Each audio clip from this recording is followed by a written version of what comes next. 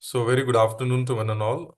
Respected resource person session, Dr. Ajit THETE, sir, Director, Center for Development of Leadership in Education, has joined our cloud meeting. So, on behalf of UGC Malviya Mission Teachers Training Center, Dr. Babasaheb Ambedkar Marathwada University, Chhatrapati Sambhaji Nagar, I welcome THETE, sir, to this afternoon session.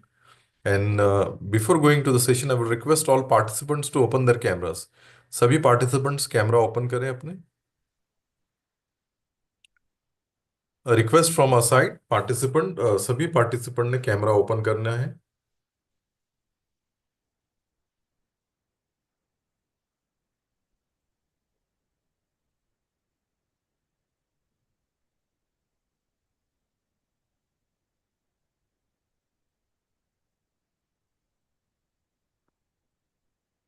Thank you. Now I would hand over the session to Dr. Ajit THETE, sir.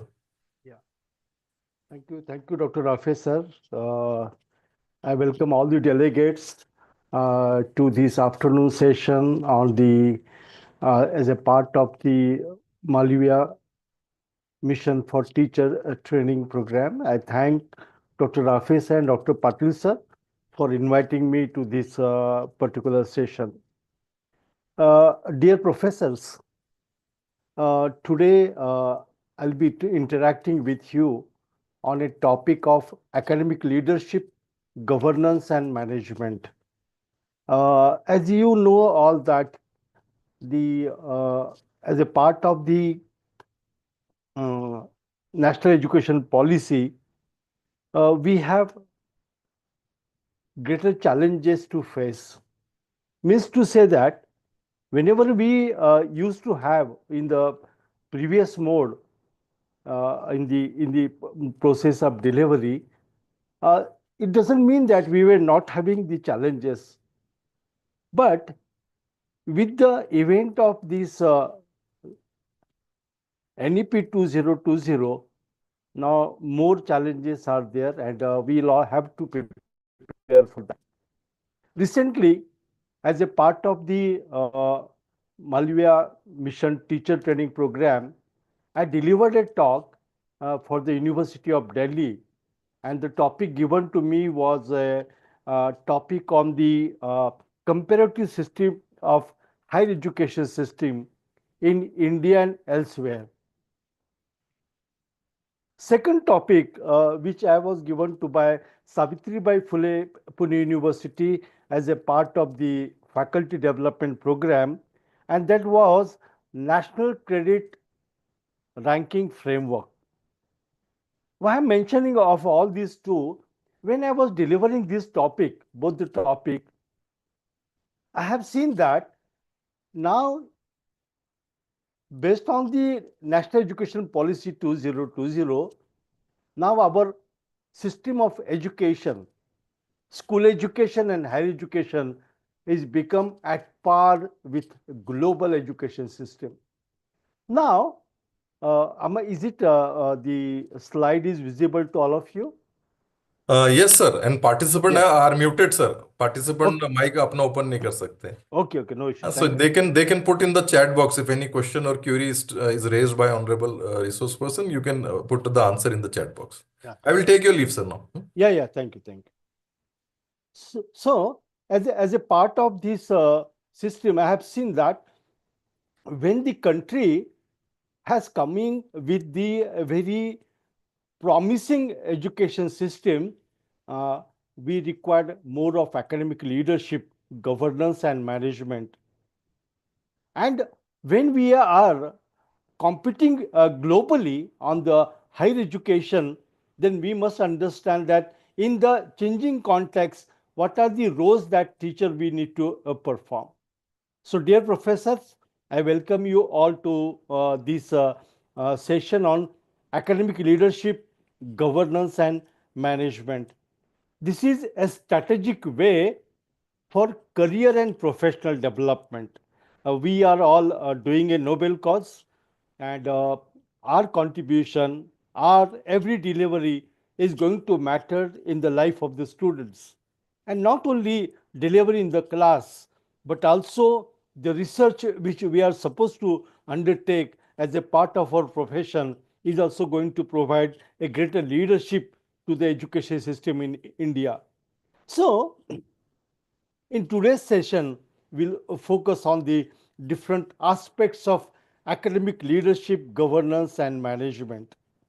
So, as a part of NEP 2020 orientation and sensitization program, I once again welcome you.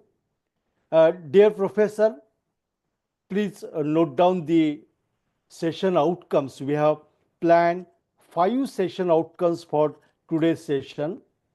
Number 1, conceive, design, and implement the concept and fundamentals of academic leadership in education processes. So, we need to understand, we need to conceive and accordingly design and implement the concept and fundamentals of education leadership in our day-to-day educational processes. Develop the attributes of academic leadership.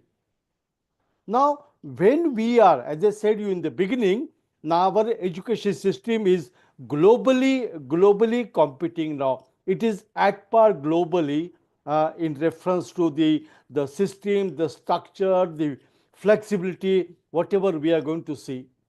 So, we need to now develop these attributes for the academic leadership. Demonstrate the academic leadership through strategic planning. We need to very strategically plan, design and develop governance for effective management of higher education. How the governance should be there? As you know quite well that at a national level also the governance structure is changing.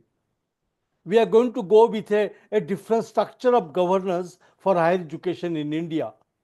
Similarly, since our institutions now are going to become an autonomous very soon, and also those who are autonomous offering multidisciplinary education with 5,000 students, they can also become universities. So, a governance pattern is going to change and we have to prepare for that. And obviously, we have to use different management tools and strategies in the management of higher education. So, for today's session, I have planned these 5 outcomes and we will address each outcome one by one, or sometime it will be a combination of that. I'm sure you'll be there with me. If you have any question, you can put in the chat box and I will answer that question. Friends, I understand that my teachers who are now connected with this program, they are from the humanities, they are from science and technology, and they are for commerce and business management. Obviously, the audience for today's program, these are the Nobel professionals. And you and me know that how much that we need to contribute for the development of society. So while designing this program, I have kept in my mind that I have a faculty from teachers from different faculty, different domains. I equally know that the demography of you all teachers, few might be from rural area, few might be from tribal area, semi-urban, urban and metro area. Why I'm mentioning these all things? Because when we talk about academic leadership, sometimes we find that, yeah, it is not possible in the rural area or it is not possible in the tribal area. But then, while designing this session, I have taken into the consideration that in any demographical situation, we need to demonstrate our education leadership, academic leadership, and how we should prepare. So, means to say that while designing this session, I have not kept in the mind only faculty from the urban area or metro area. I have in front of me teacher from rural area, tribal area, and semi-urban area. Dear professors, we know the target audience in the higher education institution. The students which are coming are mixed and diverse students population, both from rural and urban. Their languages are also different. Means to say that someone have studied in the English language, English medium, some of them in Hindi medium or Marathi medium or semi-English medium. So a target audience coming to the higher education institution is mixed and diverse institution as such. We need to understand that there is a individual differences are there. When student is sitting in the class, of course, I'm not telling you something new, but when we talk of leadership as such, and when we are delivering a leadership, either at a course level, subject level, or even sometime at student level, we need to understand the individual differences in the student. We also have to keep that in the mind that student has certain career and life goals. Many times it so happen, as my experience I am sharing with you, that students are not really very much clear about their career and life goal. So we teachers will have to ensure that students clear, they are very much have knowledge about their goals in the life, goals in the career, and that is the job that we have to provide. The context of this program is a policy guidelines. I know that you must have gone through the different session in which national education policy must have discussed. You must have discussed the different dimensions of national education policy. I'm again taking a recap of this is to just align our lecture, our today's session in line with the NEP 2020. So in National Education Policy 2020, we know that we have variety of institutions. We have central universities and institutions. We have team universities. We have deemed universities under distinct category. We have state universities and lot of private universities are coming in the state of Maharashtra and many other states too. There are going to be an autonomous degree granting colleges which are going to be there, and obviously there are going to be affiliated institutions. So the type of institution, the purpose of showing this slide is that the type of leadership required at every type of institution, at every category of the institution differs to certain extent. And hence, when we are delivering our job, our duty as a teacher, we'll have to also consider where we are, in which organization we are working. And accordingly, we'll have to plan for our leadership. But keep in mind, my dear professors, that very soon every institution is going to become an autonomous institution. The affiliating pattern is going to vanish very soon. And as I said sometime before, the autonomous degree institution will convert into the universities and so on to so on. Already you know that we have a cluster university also. We have a private university which are coming up. So we all teachers have to require to demonstrate a leadership in the academic and education. When we talk of NEP agenda, the essential skills and capabilities that we want to develop is a student-centric education. Flexibility, exit and entry system. See here, since the NEP agenda is to have student-centric education, it means we teacher, when we are designing our lesson, when we are designing our assessment, all these things we have to keep into mind that it has to be a student-centric education. a lot of flexibility is given in the system. Already you must have aware about this. And now the flexibility to the extent of not only selecting the courses, selecting the subject, but there is a flexibility to the extent that if required, student can take exit after first year, go back, work in the field, come back either in the same institute or other institute, complete second year, again he can go back, work, and again he can complete his graduation. It means there is a flexibility to a greater extent.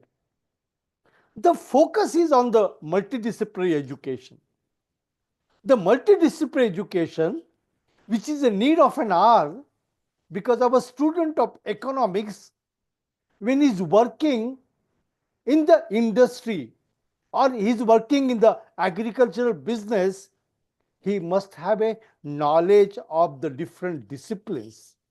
So, economic student having a knowledge of the industry, the knowledge of banking, the knowledge of agriculture, the knowledge of psychology, and so on to so on. So we are going to have, and same is in the case of when we talk about engineering graduates or we talk about business management and commerce graduates. They should also have a multidisciplinary approach in the education, and this is one of the NEP agenda. Internships.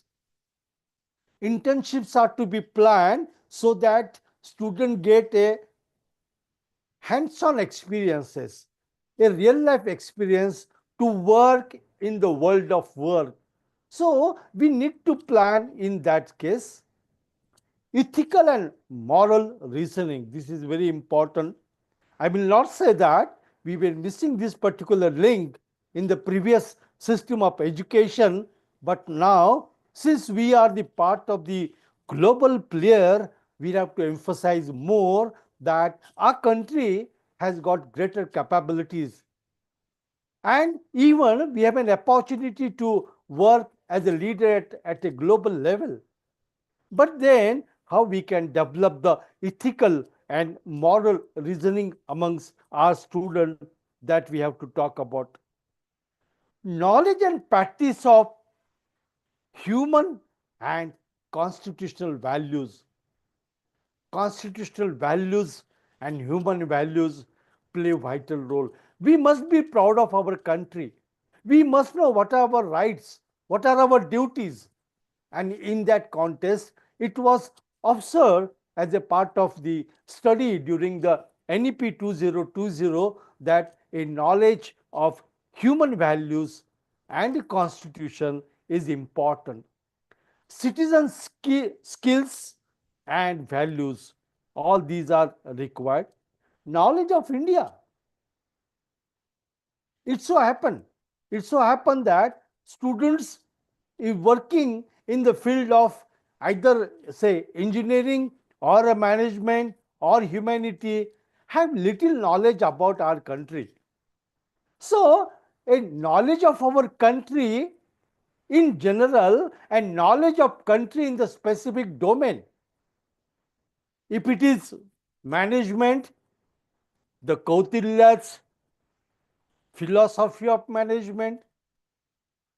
If it is a pharmacy, Charak's Sahitya of the Ayurveda, means we everyone must have a knowledge of India. So general knowledge and knowledge to the specific. And obviously, we have to talk about the SDG 4, Sustainable Development Goal 4, and that's why the environment awareness, though at present we have a one compulsory course on environmental awareness, but we have to go for more. And we have to go for more of water conservation, sanitation, and hygiene as such. So, this NEP agenda, like this, talks about the development of a holistic health, global citizenship education, organic living, and knowledge of India. So as a whole, we require to develop these capabilities. What has happened that it doesn't mean that in the previous system we were doing this thing. But now, as I said, that these capabilities are as a part of requiring to being a global citizenship. And this matter when student is performing on the in the world of work, of course, in the career as well as in the life, both the things. So a leadership is required.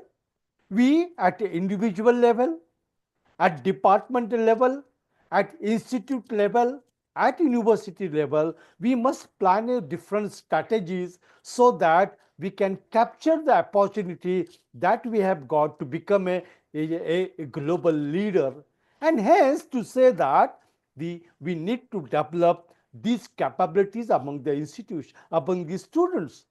And that's why I mentioned you that the many students are from rural areas, they are from tribal, they are from semi-urban. And so we have to demonstrate a variety of leadership. We have to implement different strategies. We have to plan the things so that student can develop the way it is required into that. We know that by 2040, all higher education institutions shall aim to become multidisciplinary institution and shall aim to have larger student enrollment for the creation of vibrant multidisciplinary communities. These are the NEP agenda which calls for an academic leadership in the system of higher education. Similarly, the governance in the higher education is also going to change. Very soon we are going to have a Higher Education Commission of India, which will control. There will be a single window system in the higher education. We are going to have a National Higher Education Regulatory Councils, which will be working under the umbrella of Higher Education Commission. We will having a single umbrella for National Accreditation Council. Now at present we know that we have NAC and we have also National Board of Accreditation. When we talk of agriculture institution, there is a different board of accreditation body is there. Everything now all accreditation body will come on the single umbrella. There is a National Research Foundation which will help to give the grants to the institution to conduct the research.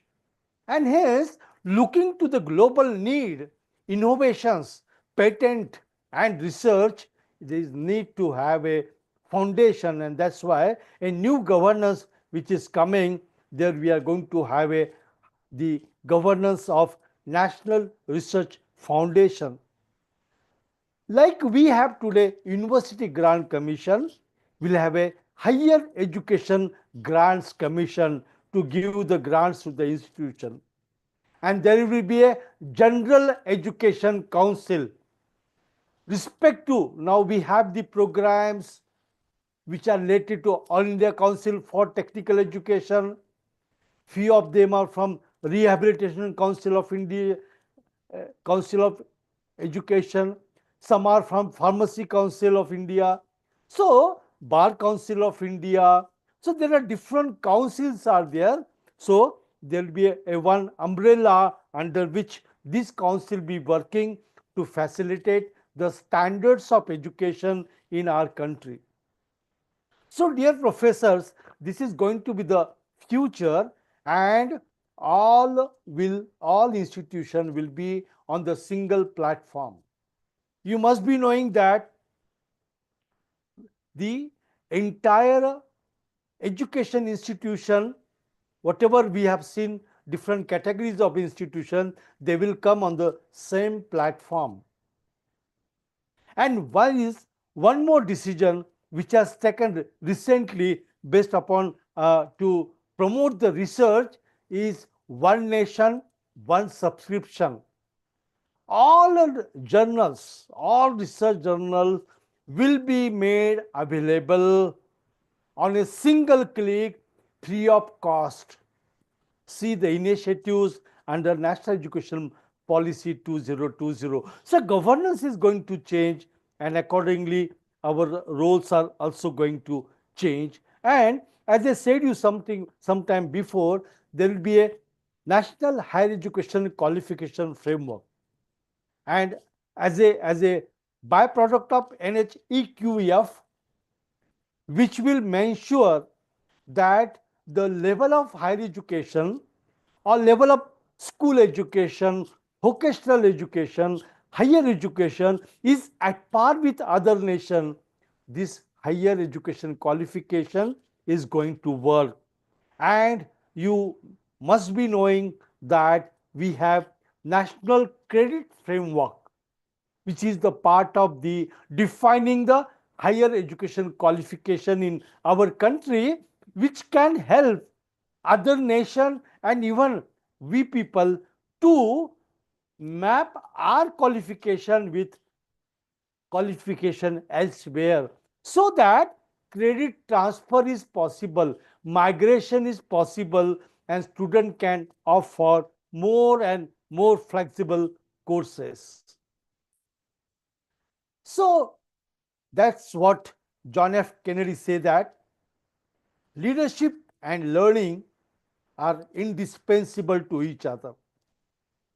Dear professor, with this background of NEP agenda, the type of students which are enrolling to the higher education institution, we have to demonstrate and learn new strategies and demonstrate, as said by John F. Kennedy, that leadership and learning are indispensable to each other. We have to continuously learn, unlearn certain things, and demonstrate leadership.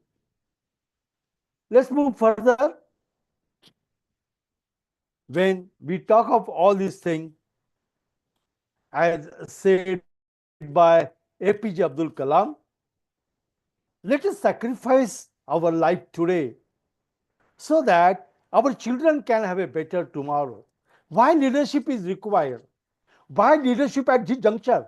It's only because the country has now a very vibrant mission for higher education. We have now an opportunity to lead globally, and hence to develop our students, because when we talk about leading to the global level, at the same we have to understand that there's a lot of people who are deprived of education. Many students are not able to enroll to the higher education only either because of a language problem or rigid system of higher education. But now the NEP has provided an agenda. So as said by APJ Abdul Kalam, let us sacrifice our life today so that our children can have a better tomorrow into that. So when we talk of developing leadership in education, I've divided my presentation in two parts. First, we will talk about the fundamentals of educational leadership. I know that this word is not new to all of you, but what I'm trying to present today is the context. Leadership doesn't mean only a vice chancellor or deans or at institute level director or principal or heads of department. No. Now the concept of leadership has changed long back. Everyone we have are leaders, and everyone we have to demonstrate the leadership qualities in our education process. Then and then only we can grab the opportunities that we have. Then and then only we can say that our country will be a developed nation and not only a developing nation. So to develop and to promote our students' community, we have to go, every one of you, the leadership at course level, or we can say subject level, at domain level, at departmental level, at program level, at institute level, at faculty level, at research level, and so on, so on, so on. So there are various facets of the education, and everywhere we need to demonstrate the leadership in the education. Let us have a quick look to understand the concepts and fundamentals of education leadership so that we can imbibe those in our practices. So when we talk of these aspects, when we mention of these things in our life, in our system, let us see how it works and how it matters to all of us. Now I'll move to the next slide. Just give me 1 second. So developing leadership in the context, so understanding the leadership and understanding the academic leadership, these both things are very important. Okay, I think there is some connectivity gap. I'm again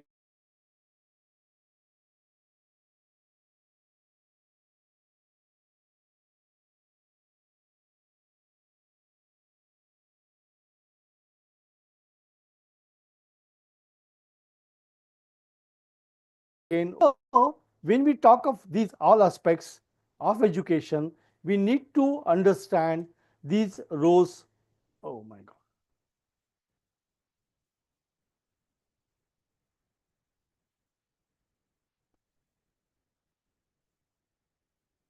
Yeah. Please wait. Once again, I will share this file.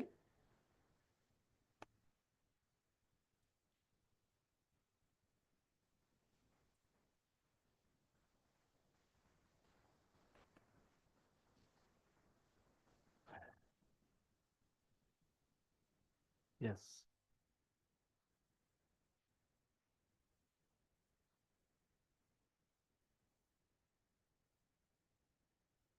Yeah. So we need to understand why student takes admission to higher education institutions. We have to understand why do we teach really? Why do we teach to the students? And what is the expected outcome of this combined effort? So when we talk about everyone, we need to think. We are teaching from years together. But we have to understand that student is coming here to make their career. They have certain dream. And we know, and you all are experiencing, as I am also experiencing, that students are coming with such a background, not all, but many of them, they don't have a enough background of education too. They come with a dream. They have certain dream in their mind. Some ambitions are there. And for that, we must know that why students are taking admission. When we teach, why do we teach really? What abilities we want to develop, what competencies that we want to develop. And we have to see that what is the expected outcome of all these efforts. So when we talk about leadership, leadership is any activities tied to the core work of the organization that is designed by the organizational members to influence and motivation and affect the practice of other organizational members. This is leadership. This is a generic terminology which we use for the leadership as such. Now, when we talk about the educational leadership or academic leadership is the process of enlisting, see, read carefully, enlisting and guiding the talents and energies of teachers, pupils and parents towards achieving common educational aims. So, a academic leadership is a process of enlisting and guiding the talents and energies of teachers, pupils, and parents towards achieving common educational aims. You know, educational games, we are also going to see these different aims of education, but all we have to understand that academic leadership is something different than a general leadership as such. But here also we influence, we motivate, we have a knowledge, we give the effect to the student for their development as such. Now, when we talk of emergence of leadership in education, why it has come?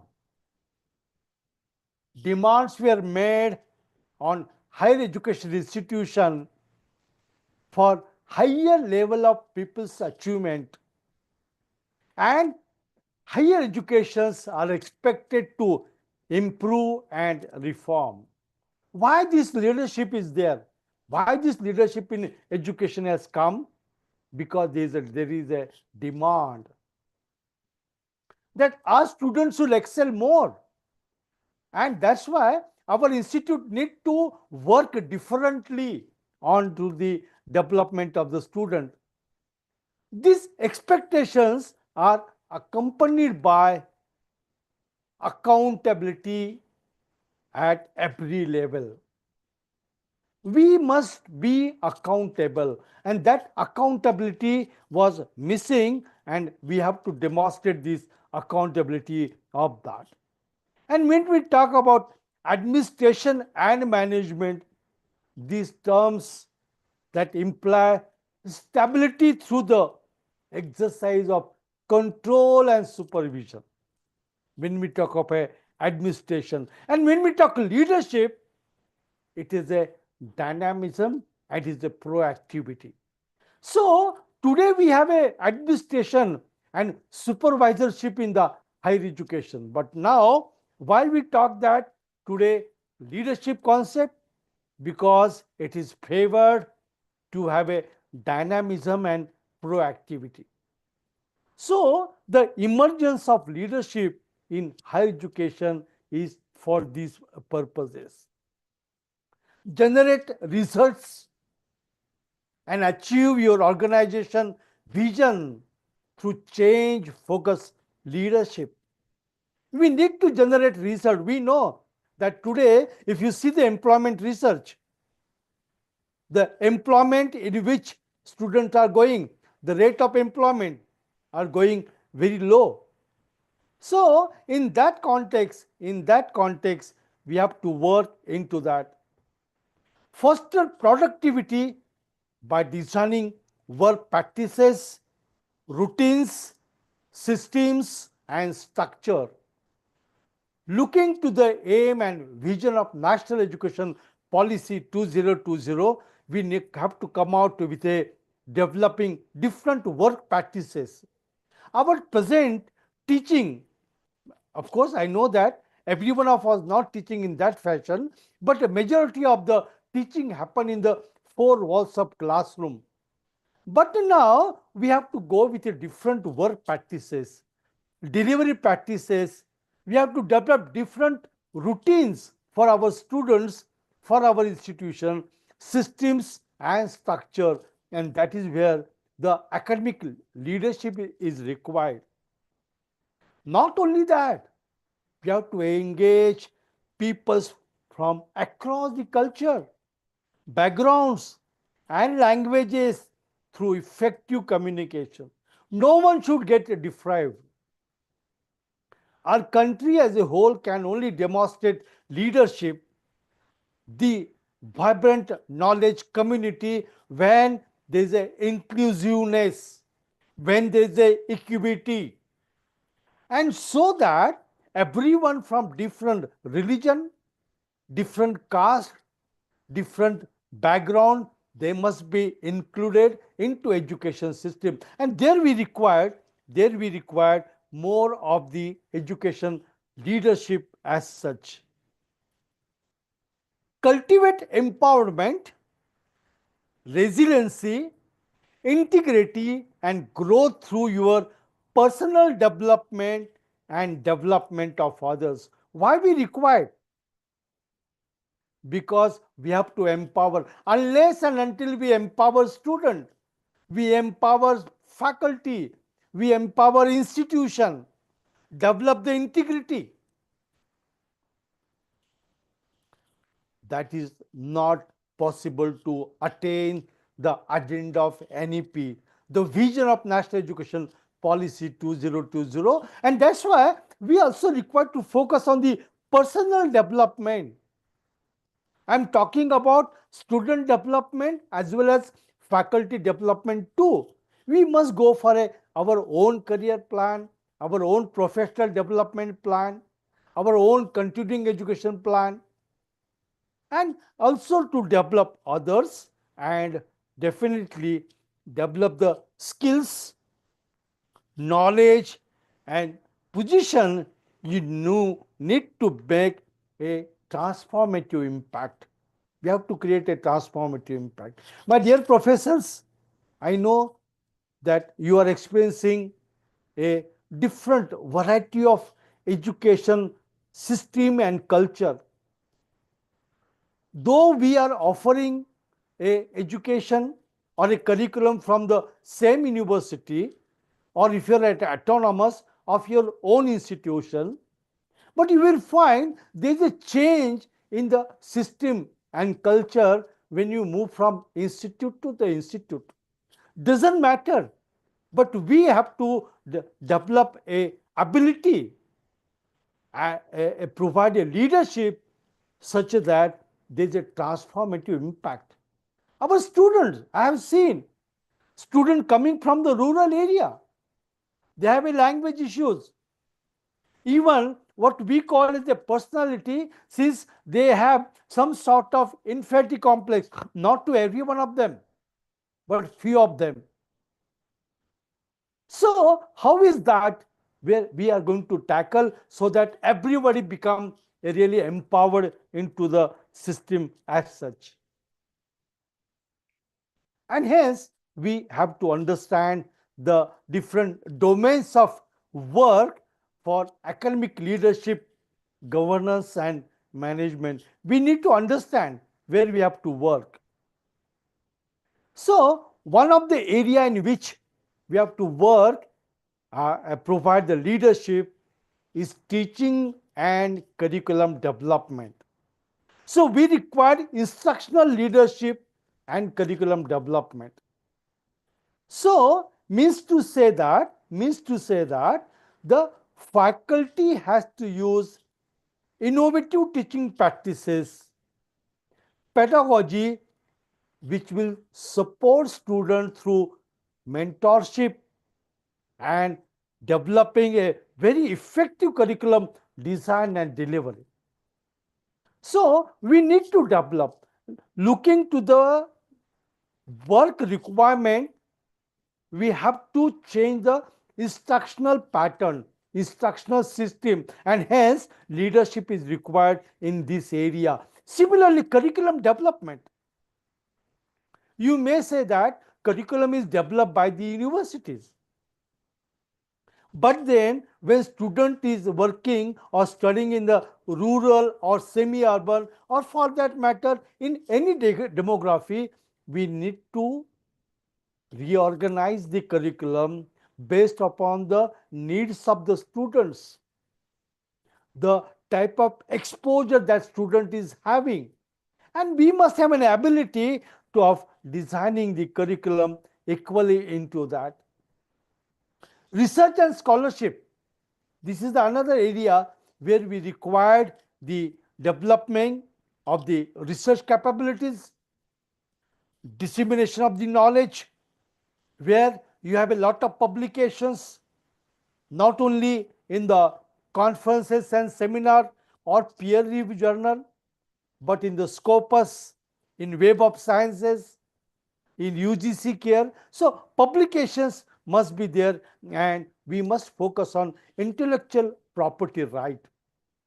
So we required a innovations and research. At the same time, we required to work into that. Even in the light of this change education system structure, the type of delivery that we required, the type of aims that we have planned, we also have to have the leadership in the financial management of the institution, the facility management of the institution, the information technology, and human resources. Since by University Grant Commission, now it has made open that yes, student can opt some courses on Moodle, on Swam NPTEL, or any open system learning system as such. And for that matter, we have to have a good leadership on the information technology. So managing the information technology, that leadership also be required to develop. Here we require human resources. Many institutions are sometimes complaining or asking about how to implement the curriculum in the national education policy, because there are so many ability enhancement courses, vocational courses, open elective, domain specific elective. So we need to train our internal faculty and as well as sorry, I have little throat problem. Excuse me.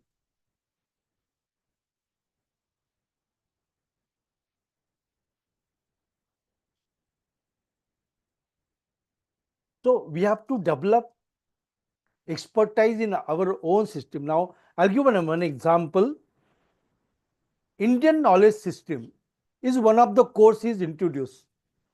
Now, we don't have teachers who can specifically deliver that content. But what is required? Now, UGC and many universities, institute are conducting the faculty development program on Indian knowledge system. You must be deputing for them. Similarly, having a network with other institutions so that more credit transfer is possible. So, managing the human resources and also facilities management. Here we have to plan of maintaining the facilities, the infrastructure, and also have a safe and functional campus environment. We know how it is significant to have a safe and functional environment, and that's why also we teachers have to provide the leadership. The leadership is also required in the domain of student support services. It may be a counseling, it may be personal and psychological support, or even to the physically handicapped student, the disabled student rather, to be more precise. So, a student support services. So, see why leadership is required means it's not that, please excuse my dear professor, it's not that if I am a teacher, some subjects, some courses are allocated to me, I will go to the class, deliver my content and come back. No, now we have to go beyond that and we have to work for providing student support services. And for that, we have to develop a leadership ability. Student engagement. Student engagement in the community, in the different types of clubs, in co-curricular activities, because the holistic development is only possible when we can have a student engagement programs. So we at an institution, we all together should plan such a academic calendar where students are engaged and the scope is given for the holistic development of the student, and here obviously a leadership is required. And and enrollment management too. These days, when we talk about the collaboration, when we talk about quality, when we talk about any development, the collaborations are very important. The student required community partnership so that we give student an opportunity to learn on their career and life. So either with the local business or non-profit organization, government agencies and different community organization, we should have a external partnership. Okay. Understand that these partnership will help to develop the student personality in different dimensions, which is really required when they go in the world of work. Industry collaboration. Here I mean industry doesn't mean only engineering industry as such. It may be an agriculture, it may be a business, commerce, or any economics organization for that matter. But to have the internship and research opportunities for their career development, we should have a collaboration with that. And moreover, alumni engagement. The student, the pass out make a lot of contribution. Their experiences, their support, their knowledge to our present student make significant difference in their personalities. And hence, we'll have to develop this. This is one more avenue where we have to develop the our leadership. Another domain of the academic leadership is recruitment, development of faculty. So as you are attending the program, we have to plan a series of professional development program opportunities for everyone and even for the research and developing the excellence in the teaching. This has to be a continuous pattern. Here, this is one of the avenue in which leadership is required. And obviously, leadership is required for retention of the faculty. We know lot of people move from one institute to another, and there is a challenge how you retain the faculty. And of course, for that, the policy matters, the governance structure matters, and hence leadership matters as such. And so we have to go for a more of a vision, strategic planning, and transformation. We are going to see these things very soon about that. And while working in this area, we have to provide certain ethical decision making. We as a leaders, as I said you in the beginning, we individuals are leaders. We are academic leaders. See what are the different avenues and domains in which the teachers are required, the leadership is required. And hence, to get our fruitful outcome of that, we have to have a ethical standards which are to be maintained, which we have seen in the beginning. So, establishing and upholding ethical standard for faculty, staff, and students, not only limited to code of conduct under accreditation process, but going beyond that. You just imagine, my dear professors, unless and we have an accountability, holding individuals accountable for their actions, ensuring transparencies and fairness in the decision making, and also to compliance to the all legal requirement of University Grant Commission and other bodies as such. So we as a teachers, we have to go and work in this aspect. Now, when we talk of all these things, somewhere I thought that can we take a little recap on the concept of education? Because in national education policy, We have seen that the mission, the vision of NEP itself is to make vibrant knowledge community who has got skills, who has got attitude and competencies. Even we have seen just now, there are series of avenues in which teacher has to work. We are trained, many times it so happen, especially I am talking about senior institutions, senior colleges, that Bachelor of Education, B.Ed and M.Ed is not mandatory. So many times we don't get a training on pedagogy, training on assessment and evaluation, unless and until we are attending some career development program which are organized by the University Grant Commission. So we as a teacher, we also have little focus on really what is education. I know these slides will not be new for you, but to support this today's discussion, I am sharing some of the concept which is very important to understand the policy agenda. See what Mahatma Gandhi said.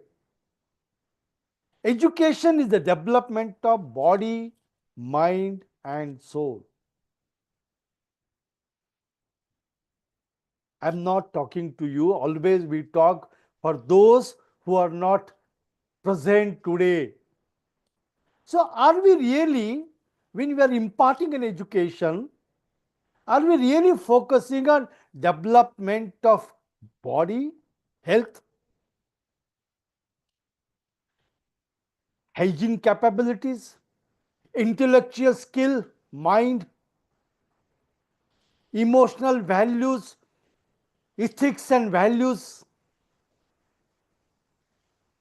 So, that's why Mahatma Gandhi said education is the development of body, mind, and soul. Swami Vivekananda says education is the manifestation of divine perfection which already exists in the human being. If you refer to the National Education Policy 2020 agenda, student-centric education, flexibility, exit and entry system, and giving open elective, domain elective. Not only that, a very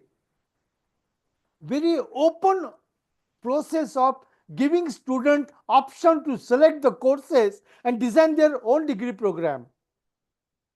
And that is what we have to think about our students. So we as a teacher, we have to understand that really I'm going in a class or I'm going in a laboratory or in a field, what type of education I'm really looking for.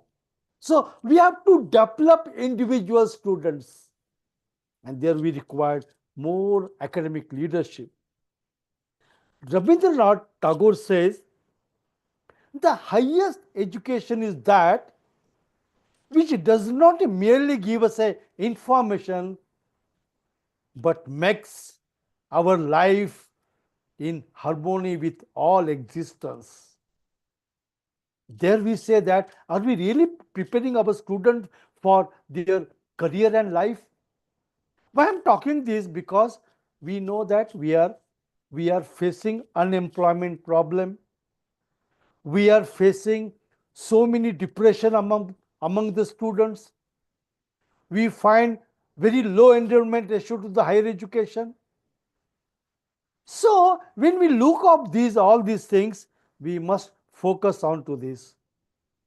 This is one more very important and a very comprehensive concept of education. What see Aurobindo say?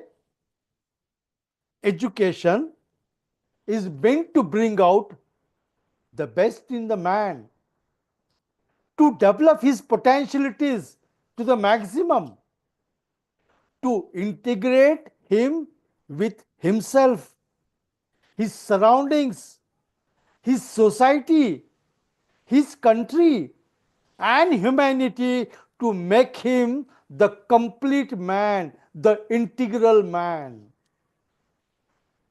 See, my dear professor, the concept of education. And now there is really a big question before you and me, not only you, me, that are we really imparting education? Are we really during either 3 year, 4 year, or 6 year, when student is in the institution, are we really making him an integral man? Are we making him a complete man, or only delivering a subject content is sufficient? Passing in the examinations concept is sufficient? No, we have to work on that. This education is very important, and this gives you why this leadership is very important.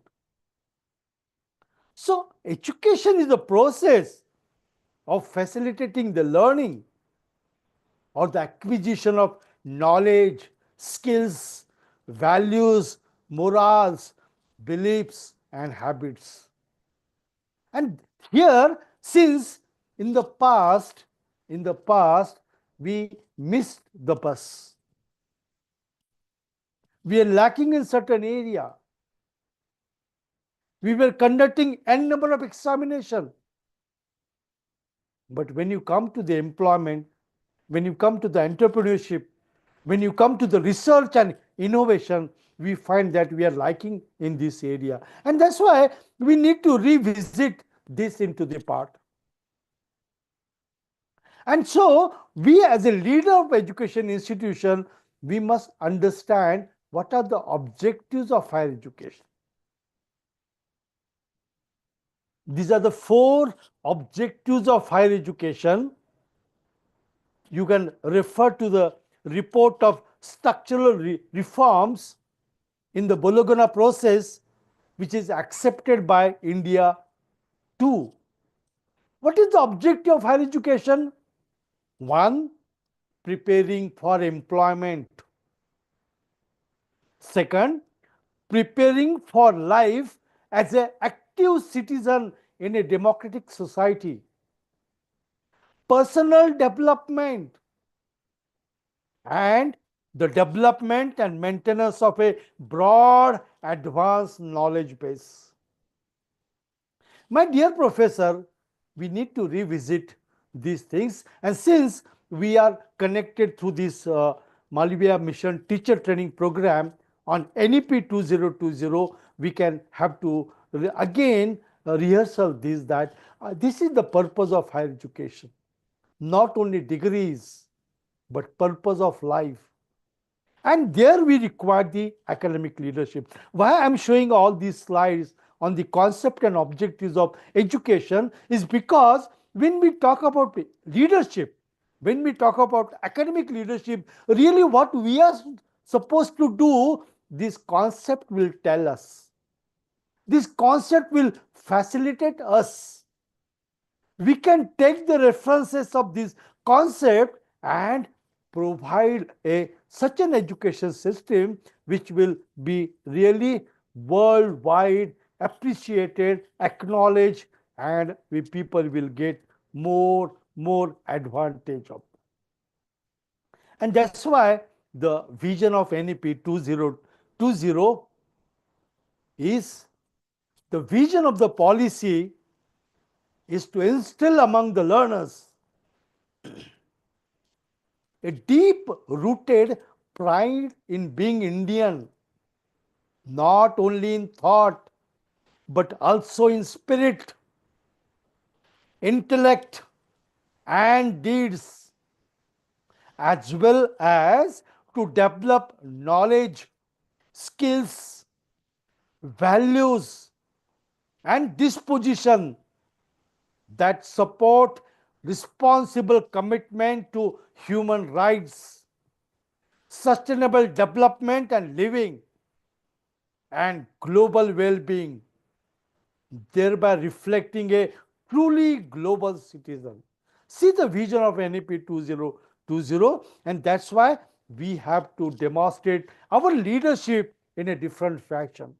We have to prepare ourselves into that. We have to plan our strategies according to that. So so it doesn't only talks about the being an Indian by thought and spirit, but also in intellectual, in deeds, in knowledge and skills, so that we become a really, truly global citizen. So, dear professors, we have to work on this aspect.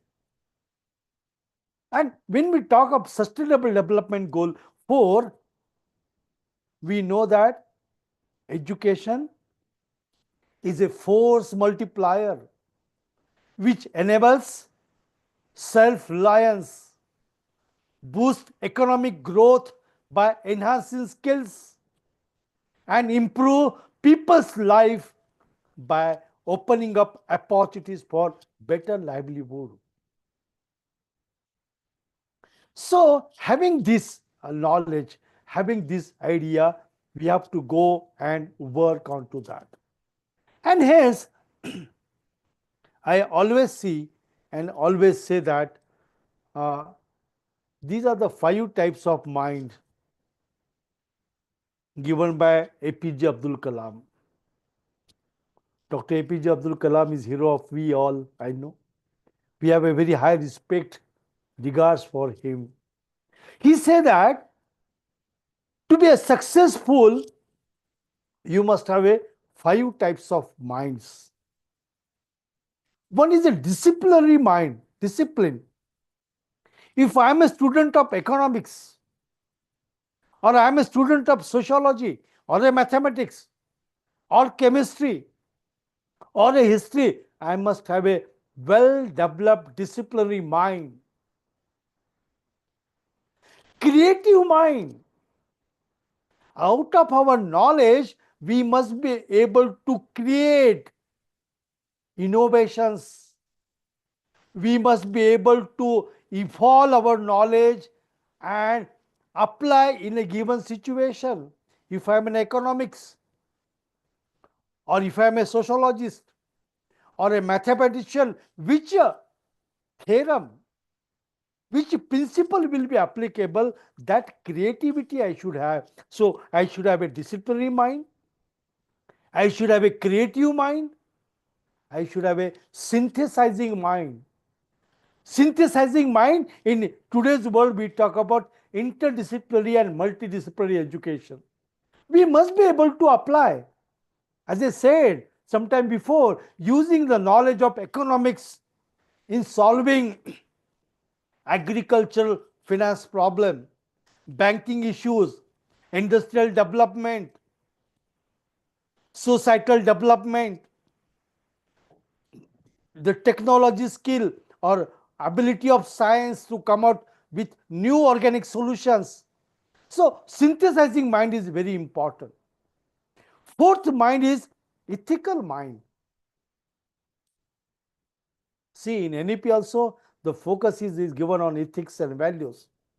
APJ Abdul Kalam also said same thing, that to be successful in your life, you should have an ethical mind. And the fifth one is a respectful mind. Give respect to self, to your parent, to your teacher, to your society, to your organization, to your nation. So, in the gist, when we talk of NEP 2020, we say and we remember of Honorable late APJ Abdul Kalam sir, who said about these 5 types of mind which are very, very important. And as he said,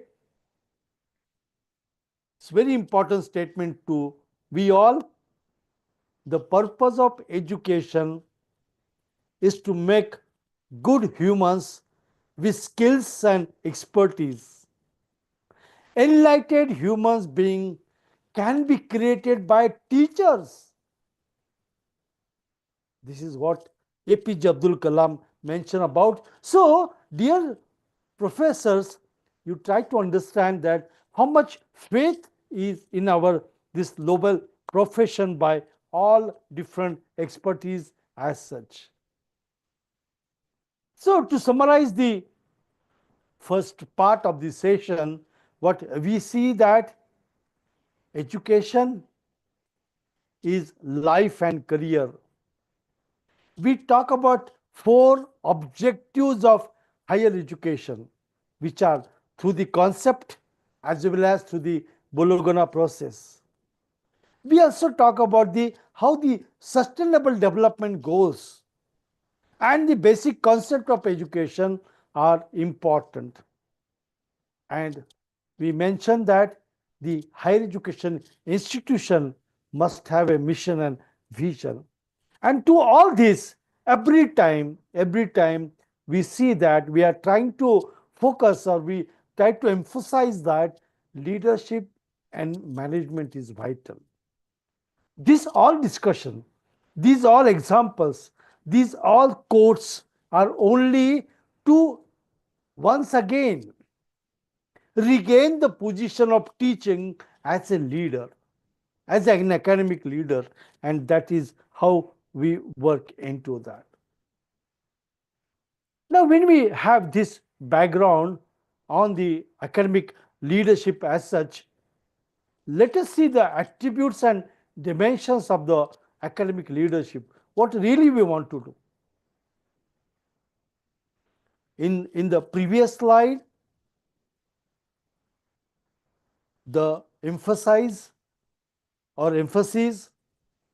the focus was understanding more of a concept of education, why the educational leadership is required, what are the different domains and avenues where a teacher can demonstrate, and how it is essential that the leadership in education can make significant difference in the student performance and really make our country a vibrating knowledge community.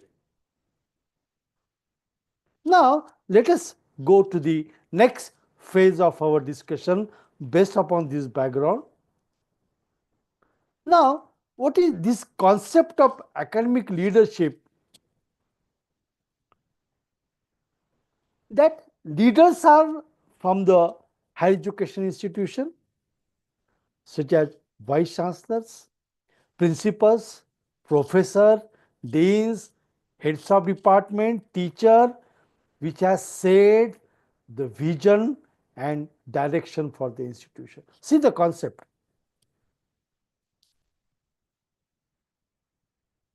So, the concept of higher education, the concept of teacher, the dean, all these we talk here is about making or setting the vision of the institution as such. Second, they inspire faculty, staff, and students by articulating a compelling mission, fostering a culture of academic excellence, and promoting values such as diversity, inclusion, and innovation. See, dear professors, how it is significant. See the concept of education leadership, academic leadership. So, the academic leadership talks about, why I'm showing this, that we have to understand this concept as such. We have to inspire students. We have to inspire the faculty. We have to articulate and make a compelling mission, a culture of academic excellence. I always say to my teachers and even to the students when I'm addressing students, that when coming to a very specific to higher education, either 3 or 4 year of undergrad, 2 year or 3 year of post graduation, and 3 to 5 year of your PhD work, say for example, dedicate yourself, work hard, sincerely. Put your all time in studying. Of course, we have to develop your whole personality too.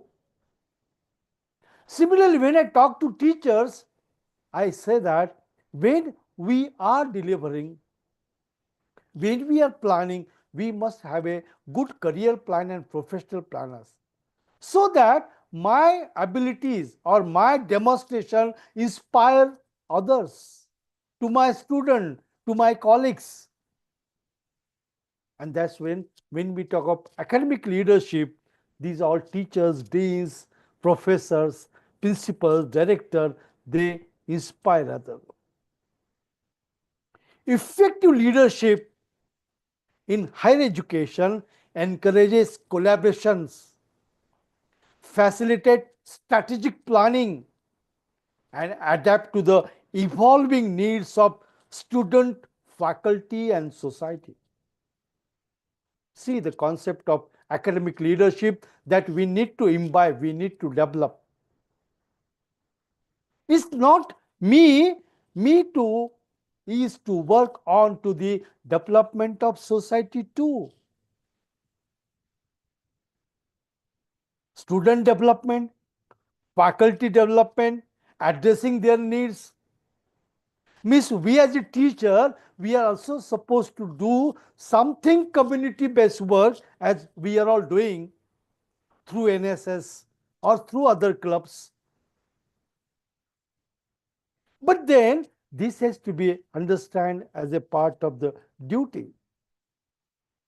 And effective academic leadership, governance and management in higher education require a combination of elements or parameters to ensure institutional success, sustainability, and impact. We call many times the education institutions are the temples of knowledge. So we have to sustain that. We have to create that impact. Why leadership is required? Why today we are not able to connect and develop an impact on the society, on the students, on the parents? Somewhere we have to agree. Doesn't mean that we are not delivering at all. We are delivering, but we are talking about sustainability, sustained effect. We are talking about the impact, and we are talking about the success of the institution. So in that concept, the concept of academic leadership that we want to have. And that's why a different role that we have to set is setting vision and mission. We do it. I know during the process of accreditation, we go for mission and vision. When I go to different institutions, I ask a simple question. Please, anybody can tell me the mission and vision of the institution? No. Nobody knows the mission. I'm saying nobody means not a single man, not like that. Means majority of the people, they don't know what is the mission and vision of the organization. Then forget about how this mission and vision is evolved. So when we talk of academic leadership elements, we have to set vision and mission. We have to have a strategic planning. Very systematically, structured way we have to go. And that's why University Grant Commission has come with Institutional Development Plan, IDP. For next 10 to 15 years, you have to develop a institutional development plan, a strategic plan, which will know that what are your enablers, what target you are going to achieve. And that's why you should have a mission and vision. And for that reason, you should have an access of internal and external landscape. What is happening internally in the organization? What is happening outside in other institutions? In the world of employment? what are the emerging trends, what are the challenges, and how to develop the strategies, how to enhance the academic programs, research, student services, and community engagement. So we have to do a lot of internal scanning and external scanning so that we can really enhance the institution performance into that. And obviously, when we talk of that, we have to focus on the academic excellence equally. So the champion academic excellence by promoting rigorous standards of teaching, research, scholarship, and the policy related to the faculty retention, recruitment, professional development, so that we can ensure high quality academic experience for students and contribute to the advancement of knowledge in their respective fields. So, we as a teacher, right, when you see the elements of academic leadership, a mission, a vision is must, a strategic planning is must, and we should do a good SOC analysis, internal scanning and external scanning, so that we can plan for a very excellent academic excellence into. And to have that, obviously, we have to have a visionary leadership, strategic planning, collaborative engagement, academic excellence, diversity and inclusion, ethical leadership, resource management. So friends, to have these all things, we need to work a lot. And what we really work, when we talk of these all things, what I feel, see, there's a lot of expectations. Now, I know you are, through this program, you are being exposed to the different topics of National Education Policy 2020. Every time you find new things are coming up, new opportunities are there, at the same time, new challenges are there, new capabilities are required. This all is possible. Nothing is impossible. But in my opinion, having this knowledge, having this context, having this background, we have to align ourselves first. So, self and self goal, our professional competencies, and our career, we must align to ourselves so that we will be able to demonstrate leadership. Through different slides, whatever we discussed today, we find a lot of opportunities, lot of challenges, and the varieties which are coming in the higher education. And that also equally calls for the different level of capability and leadership that are required, strategies that are required, vision that is required.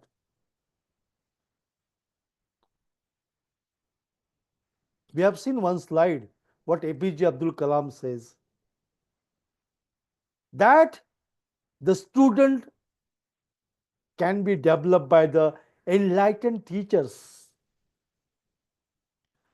But sometimes I feel that we are not giving some time to your own self. Since your contribution is very high level contribution to me, not only because I am teacher, but I have realized that teaching profession is really a noble profession. It's really a noble profession. Whatever you people are doing, you are contributing in the development of society is very important, is very highly significant.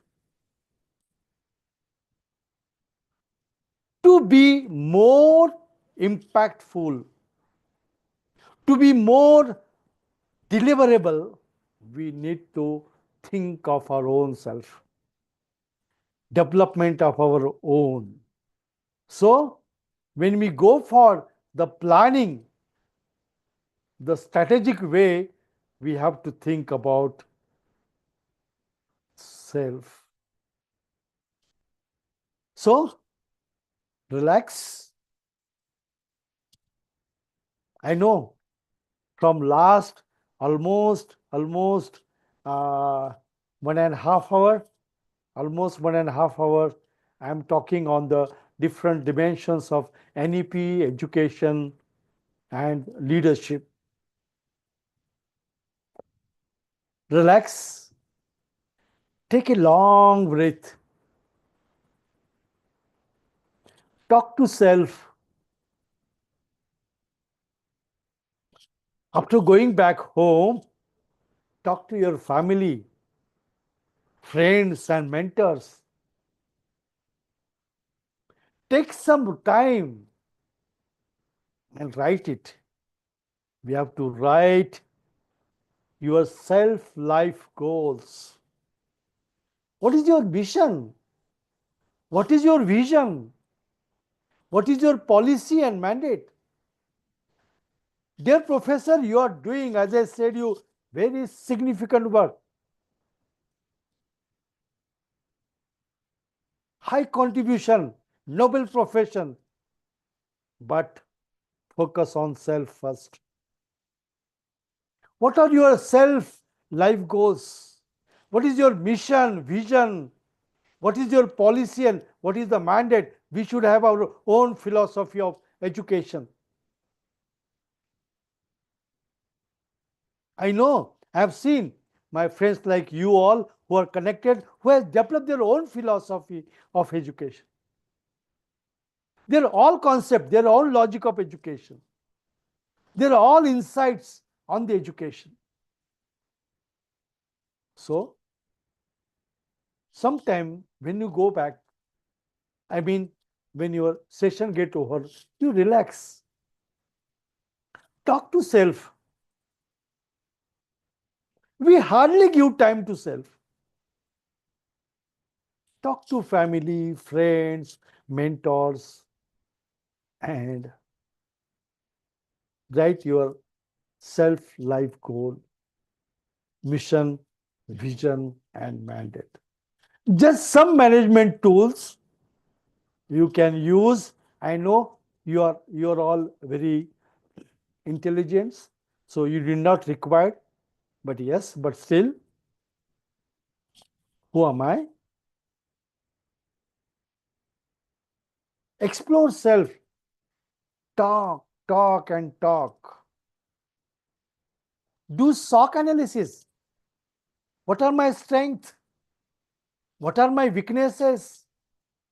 Having seen this future of higher education, what are the opportunities for me? What are the challenges to demonstrate leadership and going beyond leadership as a global citizen, as a member of family, as a country? Define purpose of life and career.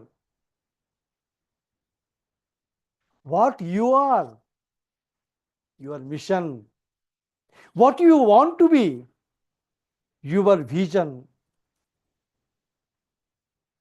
Set the plan, the policy, mandate, and action plan. At the same time, search for your hobby and sustain it. I know, I've seen my friends, those who are teachers, they're so busy in academic and administrative work, we don't give time to self, your own hobbies. You develop, maintain, and sustain your hobby, and monitor and review periodically. Self focus is important. You may ask me a question, sir, did you have gone through this exercise? Yes. For professional development, for self-development, these steps are very, very important. So we have to plan.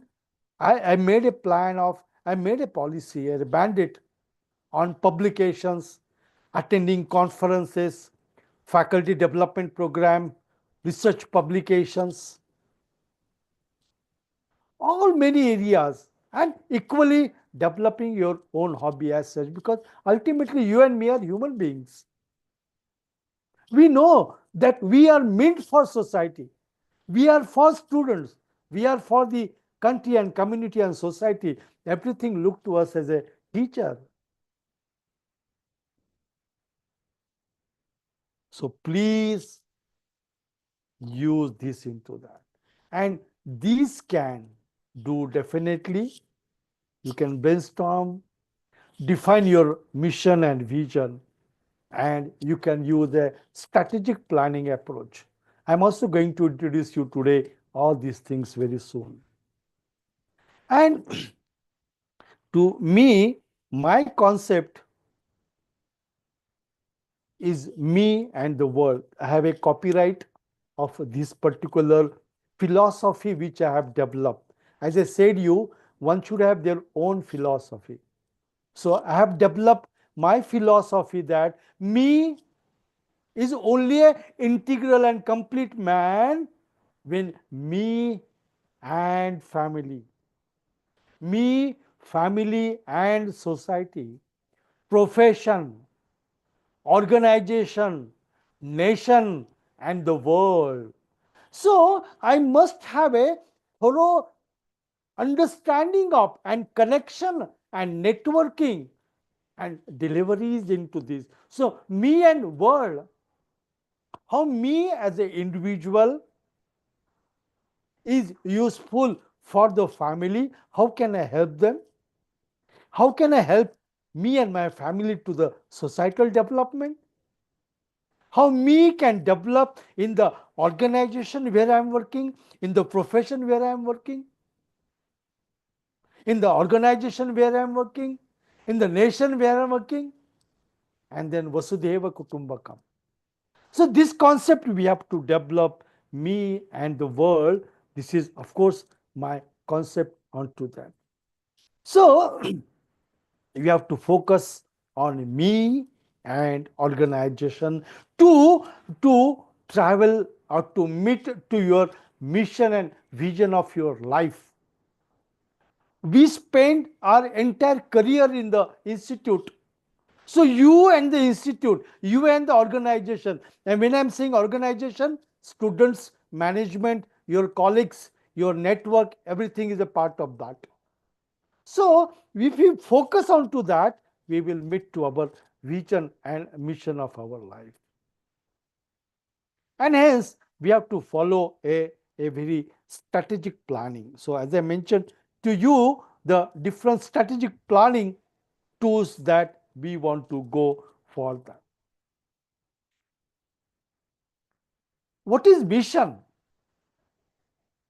We have to set mission for the self and for the organization. Now my focus is on organization, on the institute right now. In between, I have given a little time for self, to you and me, to think of ourselves, so that we can contribute fully to this education.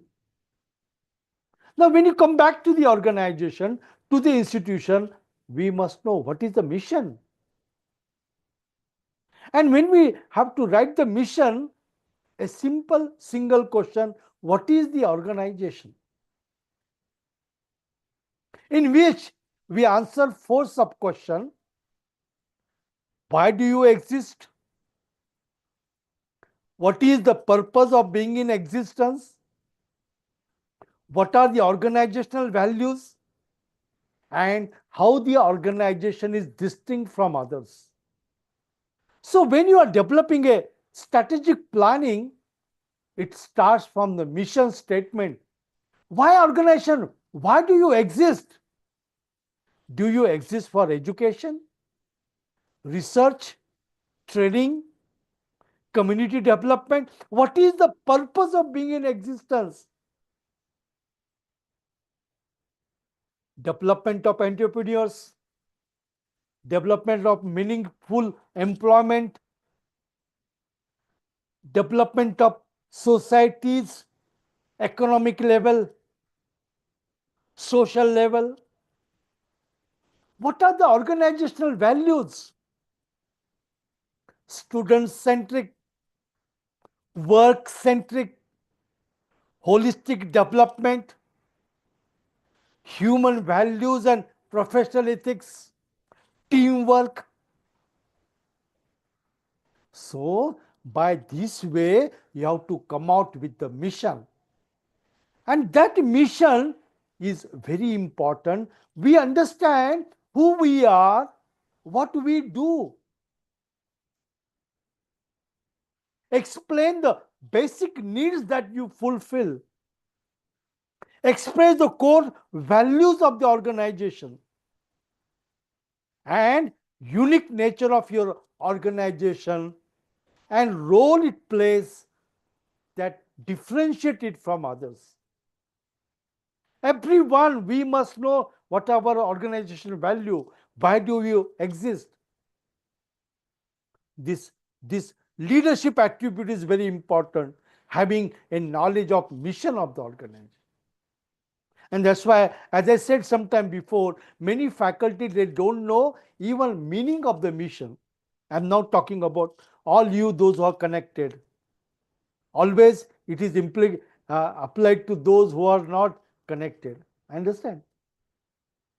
So we all have to understand, yes, really, who we are, what we do, what basic needs we fulfill, what are our core values, and if the mission is not well defined, you know the scenario in the institution. I was once upon a time teacher like you, serving in an institution. But then, when you have a mission which is developed by involving all stakeholders, this mission statement becomes very important. When I'm talking about academic leadership, governance and management, my appeal to all my professors, those who are connected to today, is that please develop a systematic, structured, strategic mission statement to demonstrate into that. What is vision? What the organization want to be, what you want to become, when we want to become. It's very important. So when we talk of a vision, what is your vision? Do you want that your institution, my vision is my institution will be a birthplace for an entrepreneurs. The graduate passing from the institute will become the entrepreneur. Example I have given. Or my vision to be a center of innovation and incubation. What you want to do? Because how the organization wants to be perceived in the future. What success look like? An expression of the desired end state that challenges everyone to reach for something. Is significant, inspires a compelling future, provides a long-term focus for the entire organization. I'm not saying that we don't live with vision. But what is the purpose of vision that we should understand, and we all should work in that direction. And that is where there is another academic leadership aspect which I want and appeal all of you to develop. So going for making how the success will look like.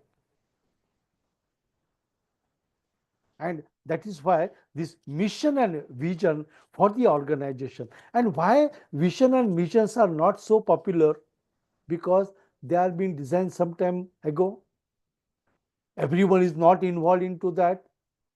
Somebody sits in the office and write the vision and mission statement, but that is not the way. I told you, I am in this profession from last 40 years. Many of you will spend 40, 50, 60 years in this profession.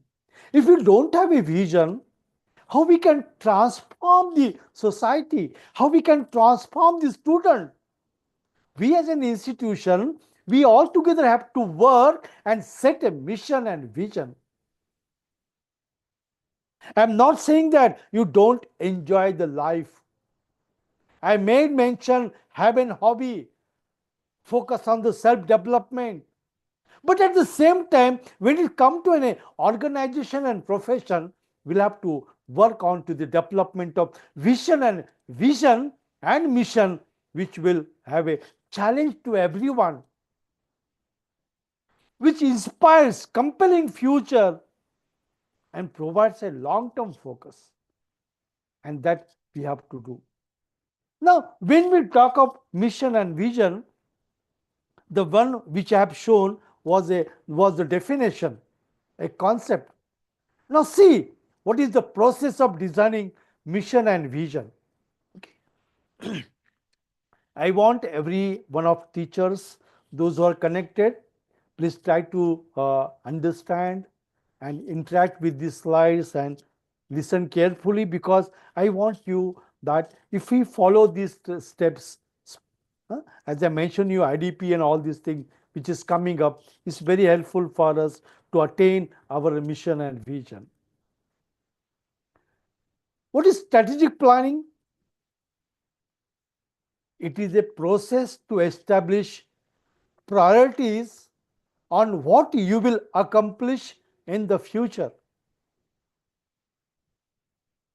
Forces you to make choices on what you will do and what you will not do, and push the entire organization together around a single game plan for execution and broad outline on where resources will get allocated. Why we want to go for a strategic planning? We establish priorities. What are our priorities in next 10 years? What we will do, we have to do. What is policy? What is mandate?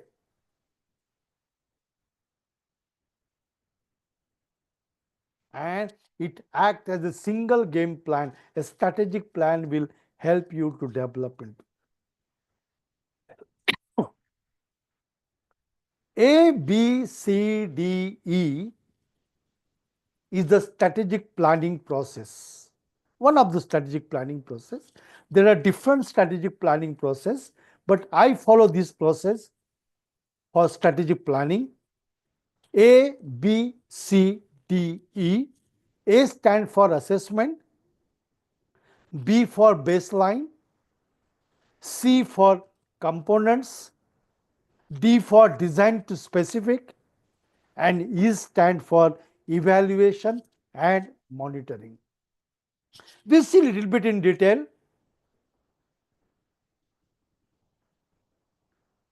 Where we are, where we want to be, and how we are doing.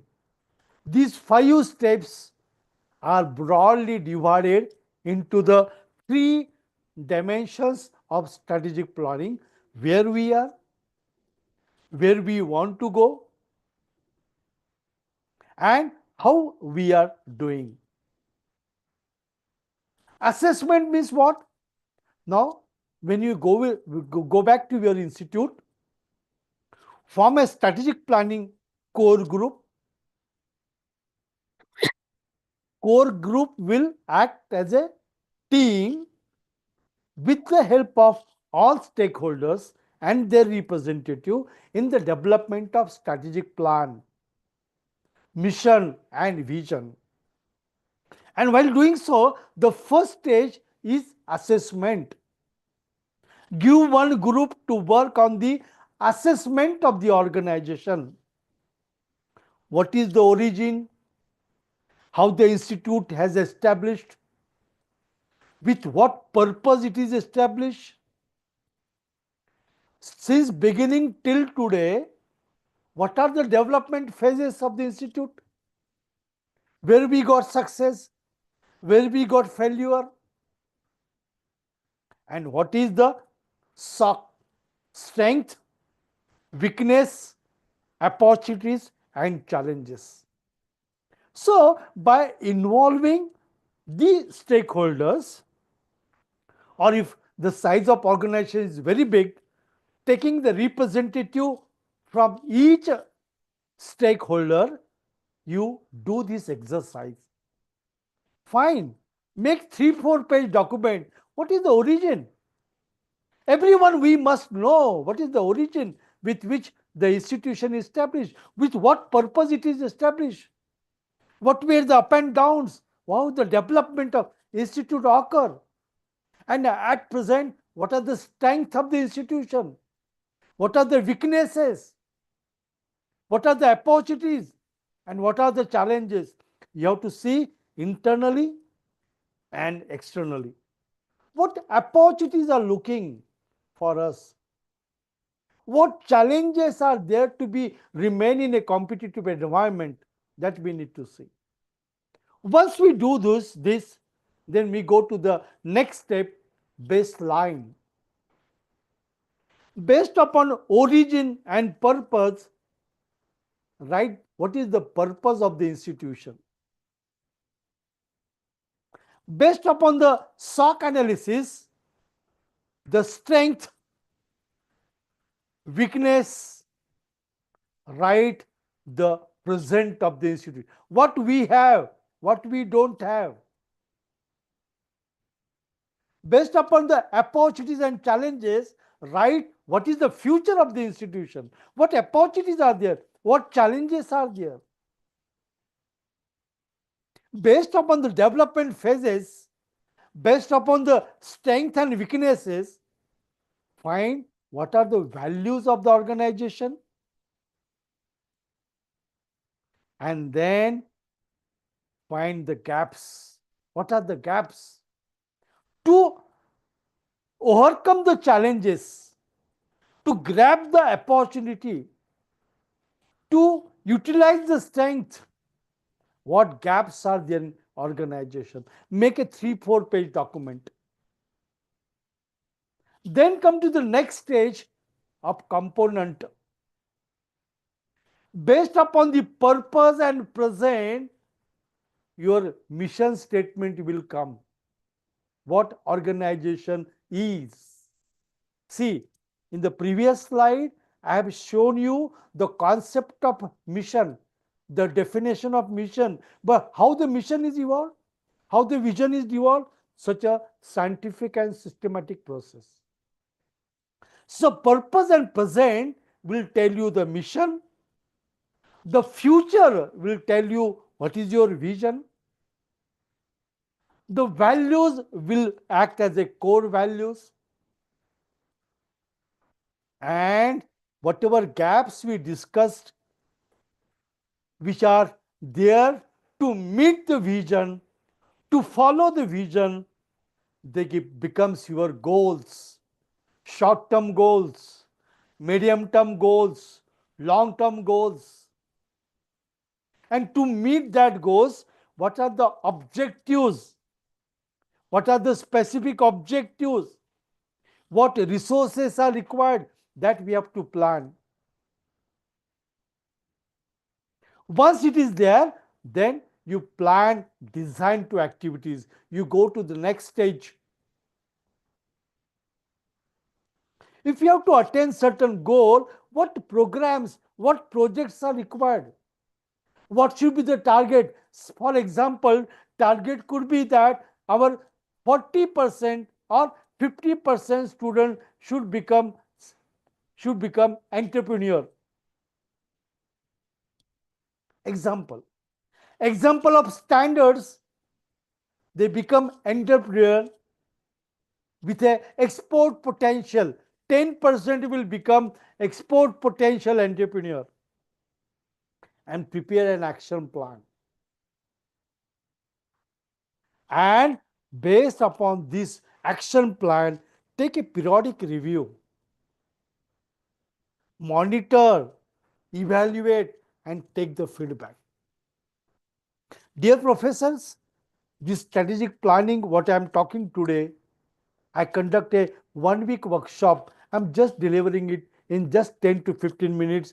But this is the systematic, structured, and scientific way of planning for the future, evolving the mission and vision of the organization, and which I appeal to all of you to follow this when we go into that.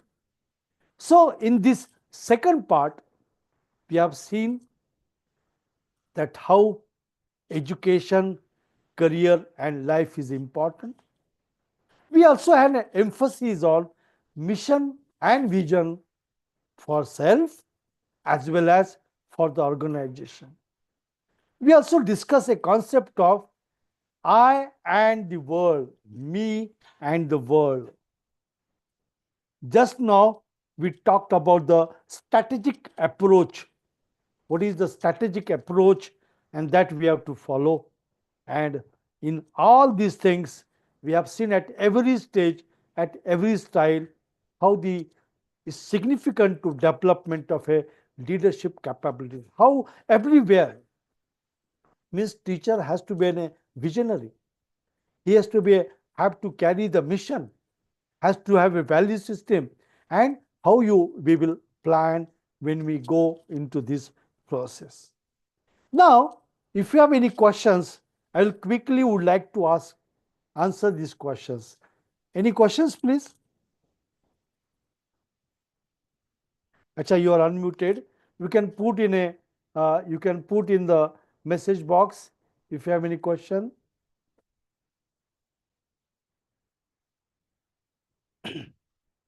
Okay, we move to part 2 of presentation. Part 2 of the presentation.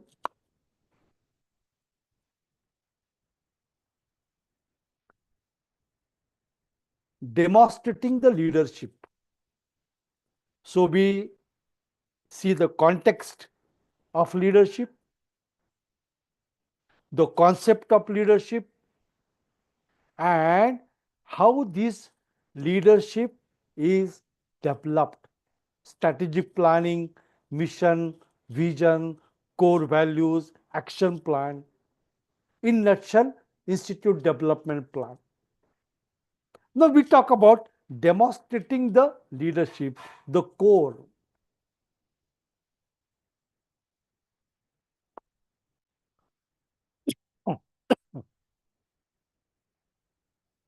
Some basic 4 questions which we must answer. Core. I'm going to the core of now because we are teacher, we are in education. It's a combination of management, leadership, and education. So when we evolve with this leadership, ask 4 questions. What educational purposes should the institute seek to attain? You should ask. Rafla Taylor, who is a author of writing a principles of instruction and curriculum design, he has given very wonderful 4 questions to ask for the institute development. And I have taken that clue for development of academic leadership. So what educational purposes should the institute seek to attain? What educational experiences can be provided that are likely to attain these purposes? What purposes are required? Or what purposes need to attain? What educational experiences can be provided? It may be seminar, it may be internship, it may be a mini project, it may be expert lecture. So apart from classroom and laboratory work, what community work? So what educational expenses can be provided that are likely to attain these purposes? How can these educational experiences can be effectively organized? Strategic planning. How you will plan? A annual plan.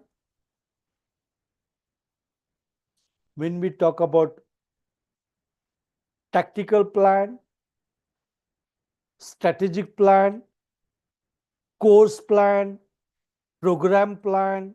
So how can these educational experiences can be well organized, effectively organized? And fourth question, how can we determine whether and to what extent these purposes are being attained? So to me means you and me as a teacher, we must take the clues from input from Raffles Taylor's idea of identifying institution purpose,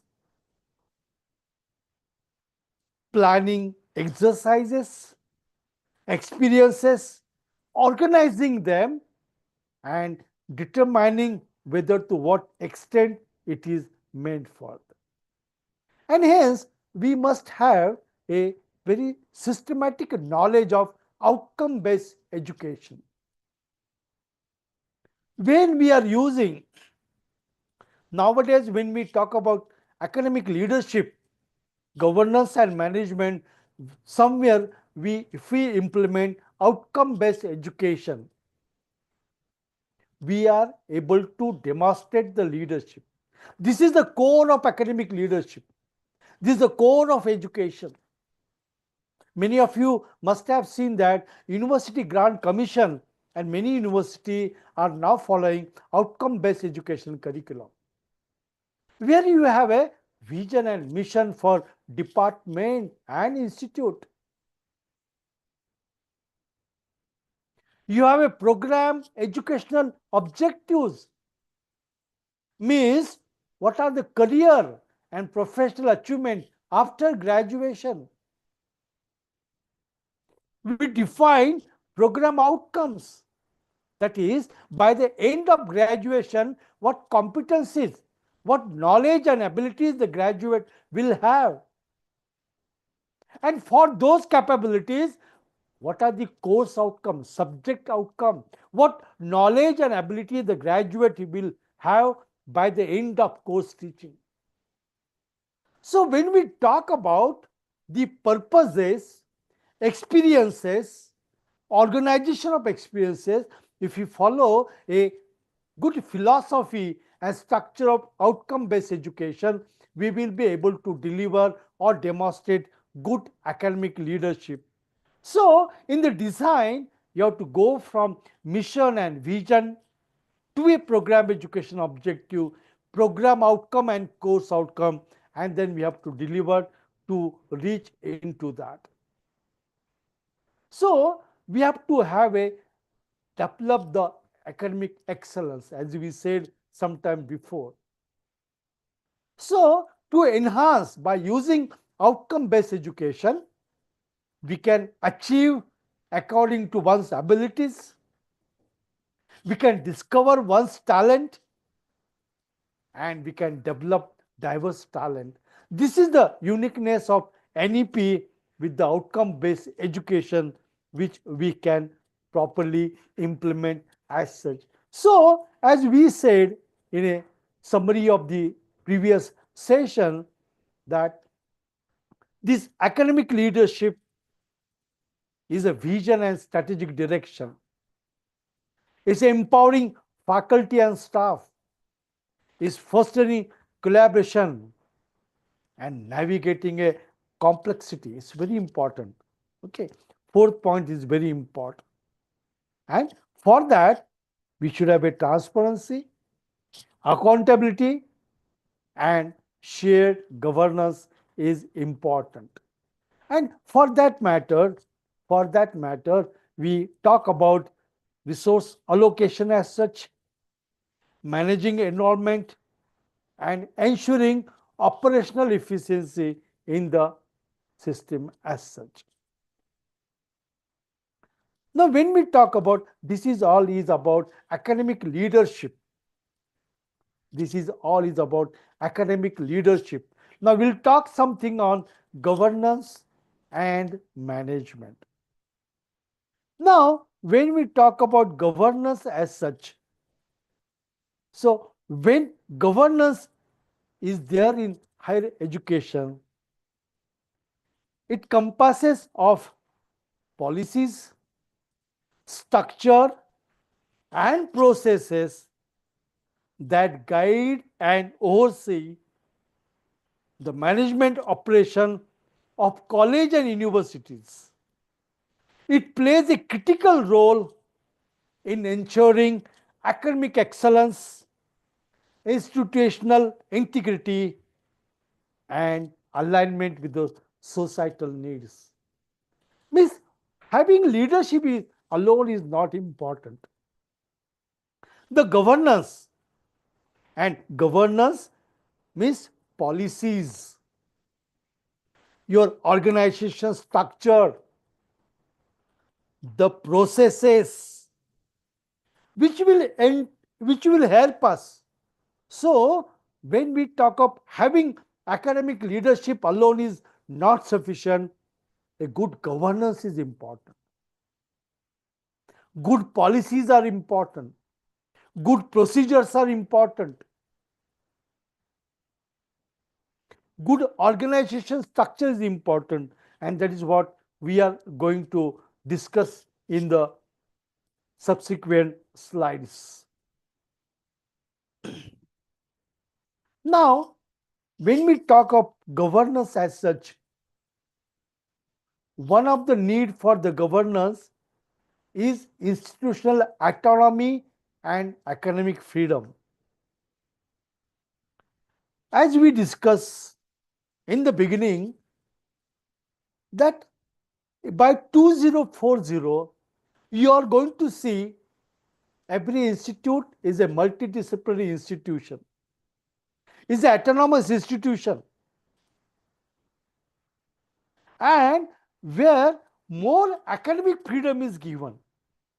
So there is faculty can decide about their teaching, their research. But when we talk of all these things, we require more leadership. So institutional autonomy is a very important, which allows the institution to set their own strategic priorities, determine curriculum, and manage resources according to their unique mission. This is important, and there we'll find that how the governance is important, why autonomy is important.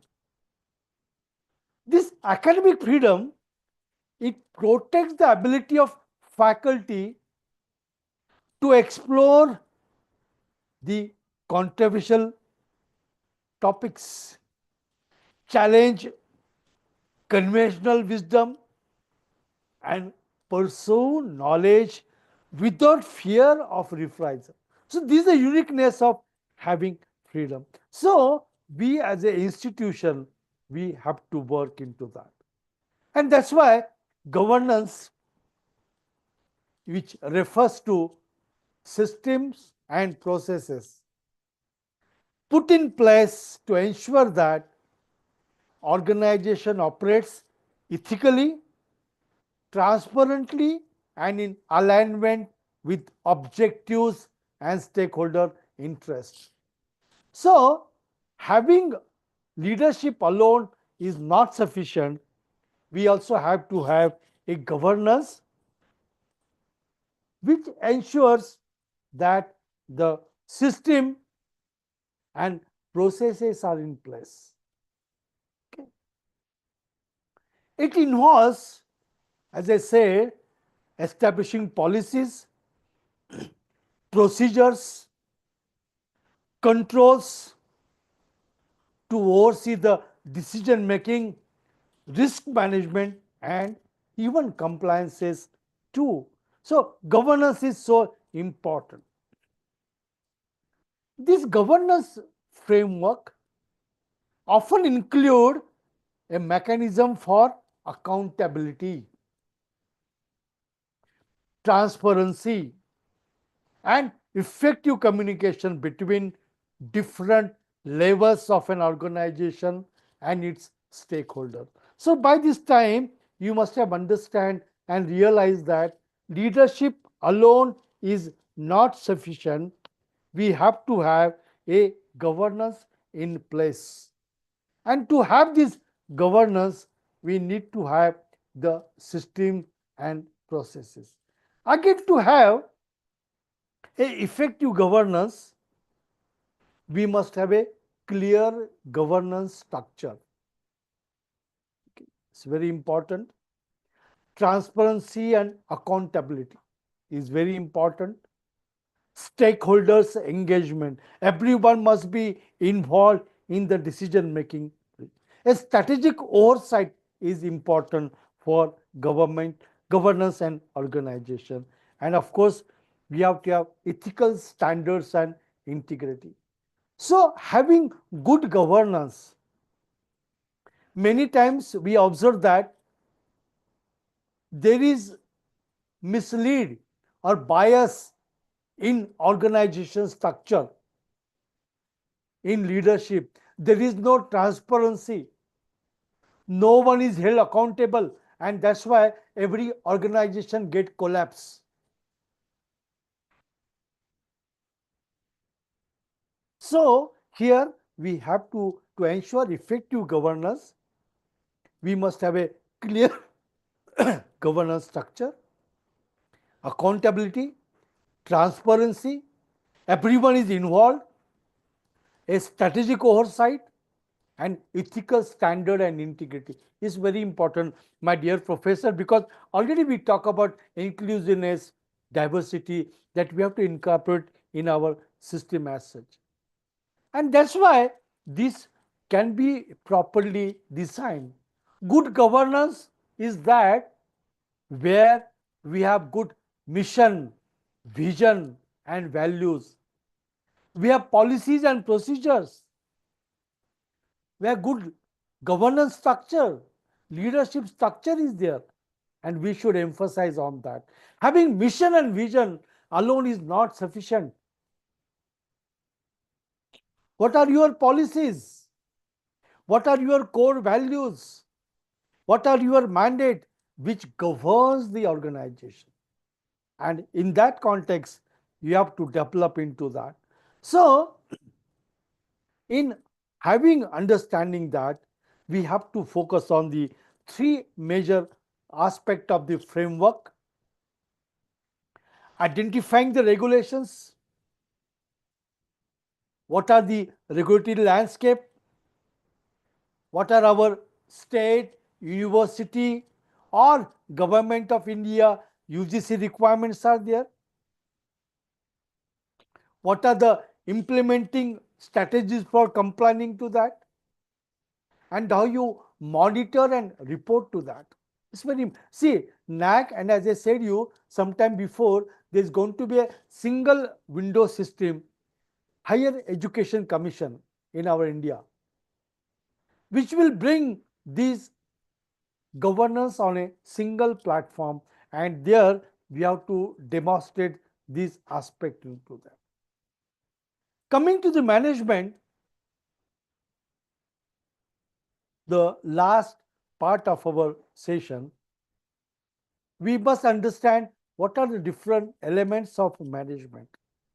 One, already we talk about the strategic planning. The effective strategic planning is very crucial in the higher education institution to navigate the complex challenges and achieve the challenges and long-term goals of the organization. So strategic planning is important for managing the institutions. So developing a very comprehensive strategic plan, whatever we have discussed, foster collaborations, and continuously monitoring this. As we have seen in our previous slide, you have to work into that. In the management part, it is also important to have budgeting and resource allocation. We teacher, in a general I am talking, of course again it is not applicable to you all, those who are connected. Generally we don't have a knowledge of a comprehensive budgeting, how the resources are allocated. But when you demonstrate as an academic leader, we must develop a comprehensive, a multi-year budget that accounts from input to the output based upon your enrollment trend, based upon education cost, what are the anticipated challenges, what revenues that you are going to have, what are the different controls that we are going to maintain, and how you have to have continuously monitor that. And if you remember, majority of you must have gone through the NAC, and NAC has focused on the budgeting, internal audit, external audit, mobilization of the finance. All these being asked is a preparation in the same direction. So we must have also a knowledge on budgeting and resource allocation.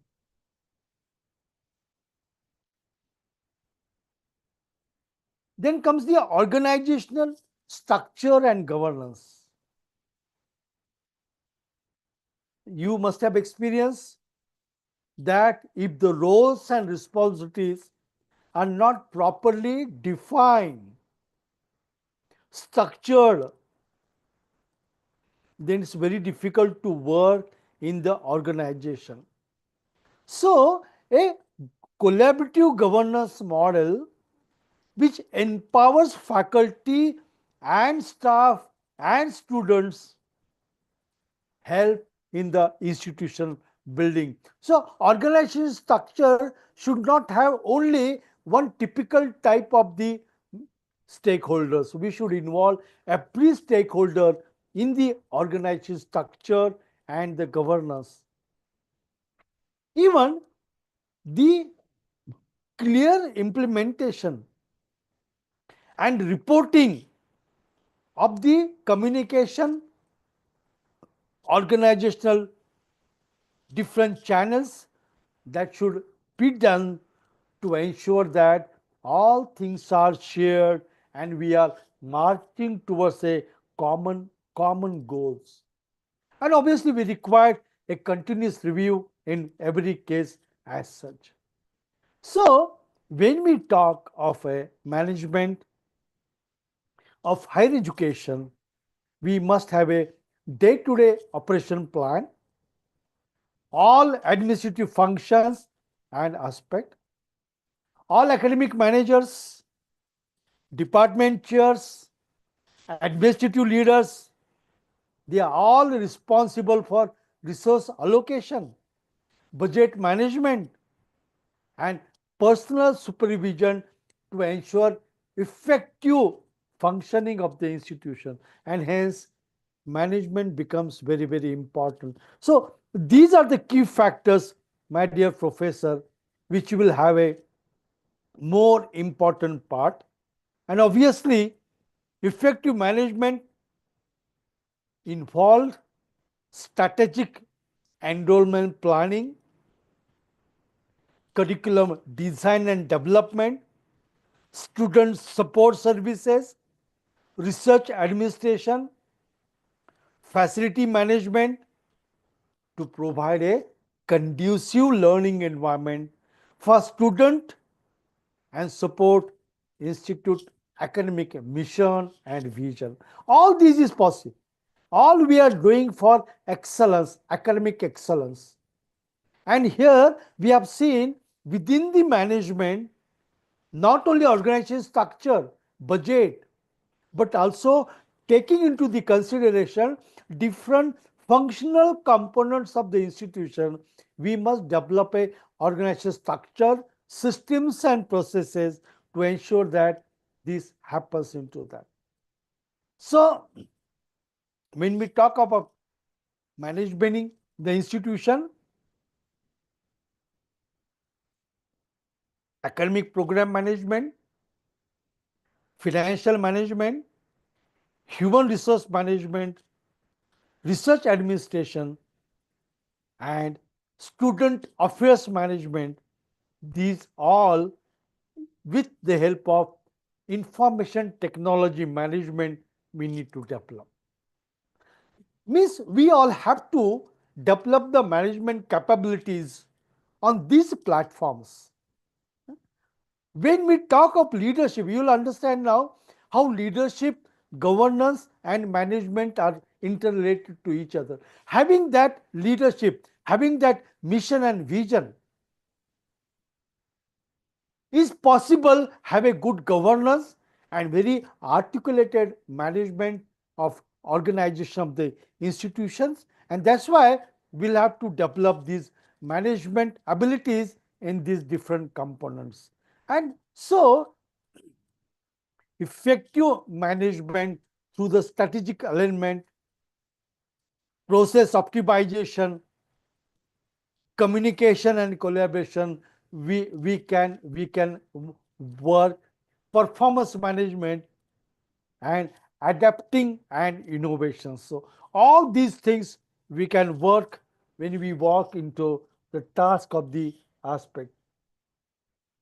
And having this aspect, nowadays when we talk, we have to talk about the artificial intelligence. So how we can use AI in governance and management is equally we need to understand, because when I am talking from last almost 2 hours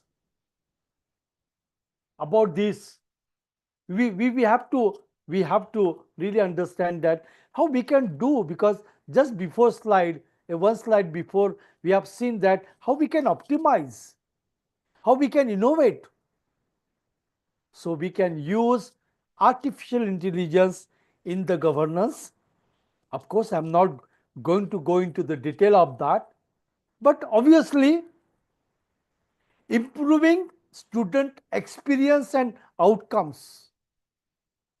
You can use AI in personalized learning, in providing virtual assistant to the student, for predictive analytics. So when you manage the academics, AI-powered adaptive learning platforms, which are tailored with the content and pace of individual student needs, can be properly designed. And with the help of chatbots and virtual tutors, we can provide 24/7 support to the students. And we can, as a part of AI, we can intervene in the student development. So you should try to enhance academic and administrative processes by automated grading, scheduling the optimizations,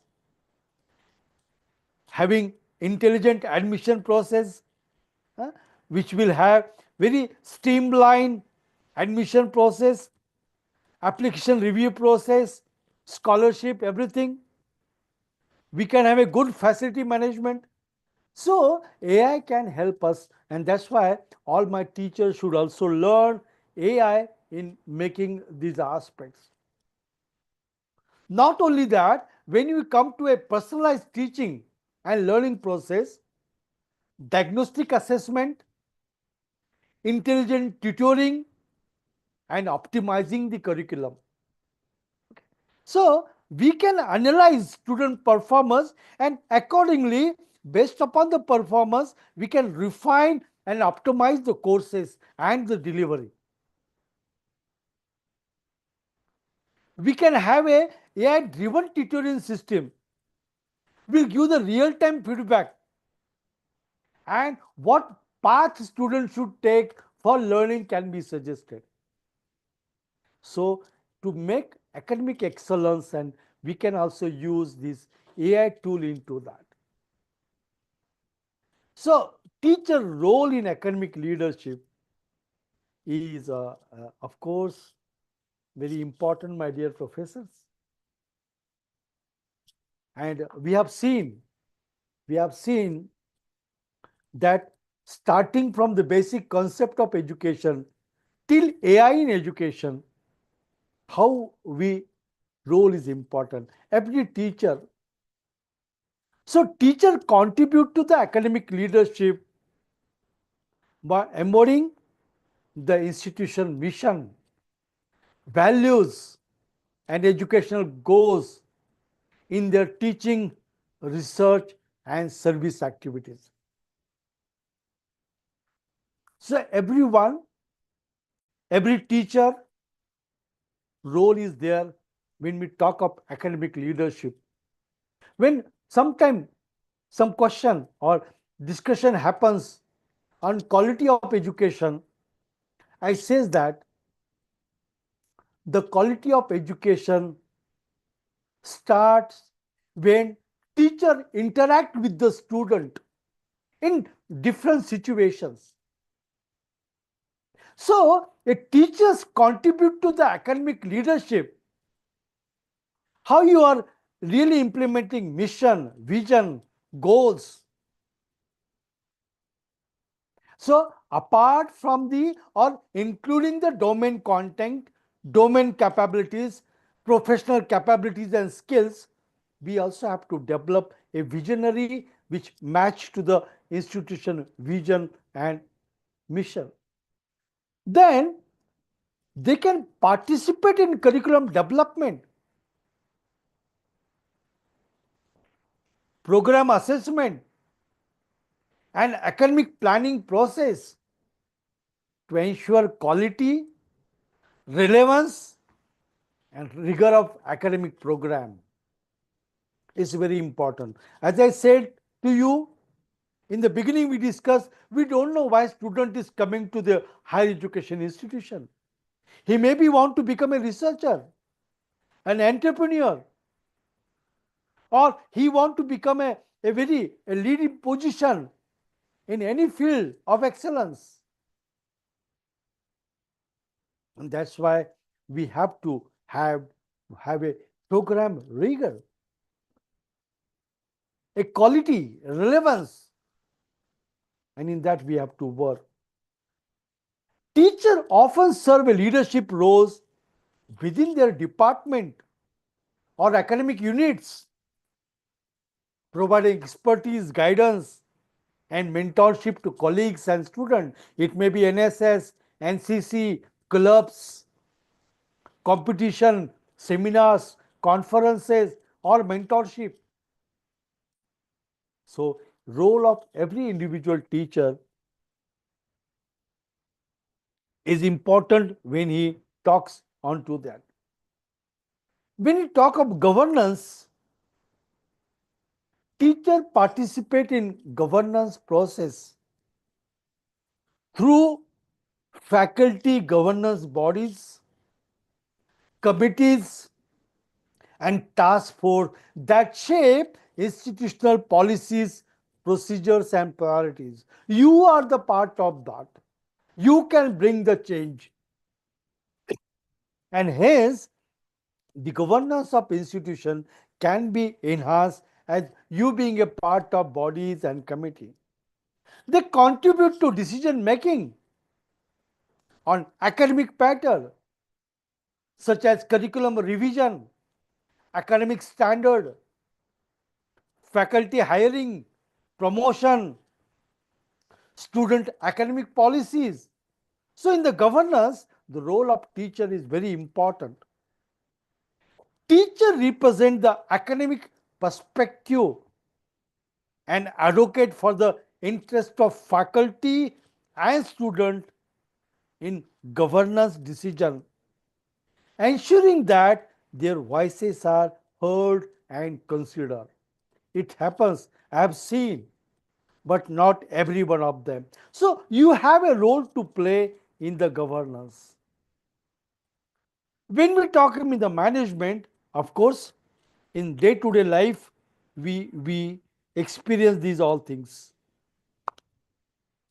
Teachers are involved in the management activities at various levels for managing their own classroom and course material to participate in department or program administration. They collaborate with administrators and staff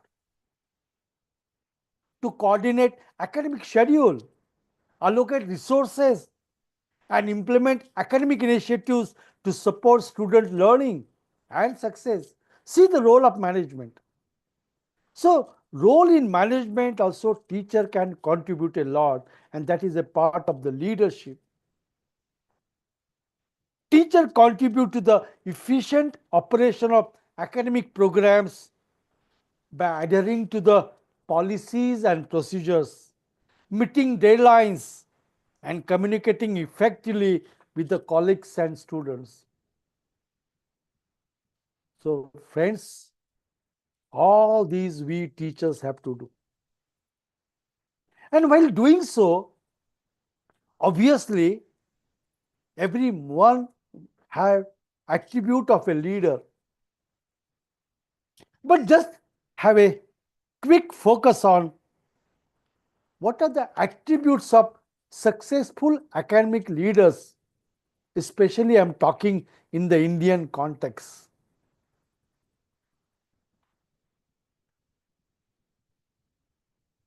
Visionary thinking. Here we have seen so many slides. We have discussed some examples and non-example. We have studied or listened to different processes of academic leadership, governance, and management. So, one attribute is a visionary thinking. So, the vision which extend beyond the confines of their institution and creating a positive impact on the society.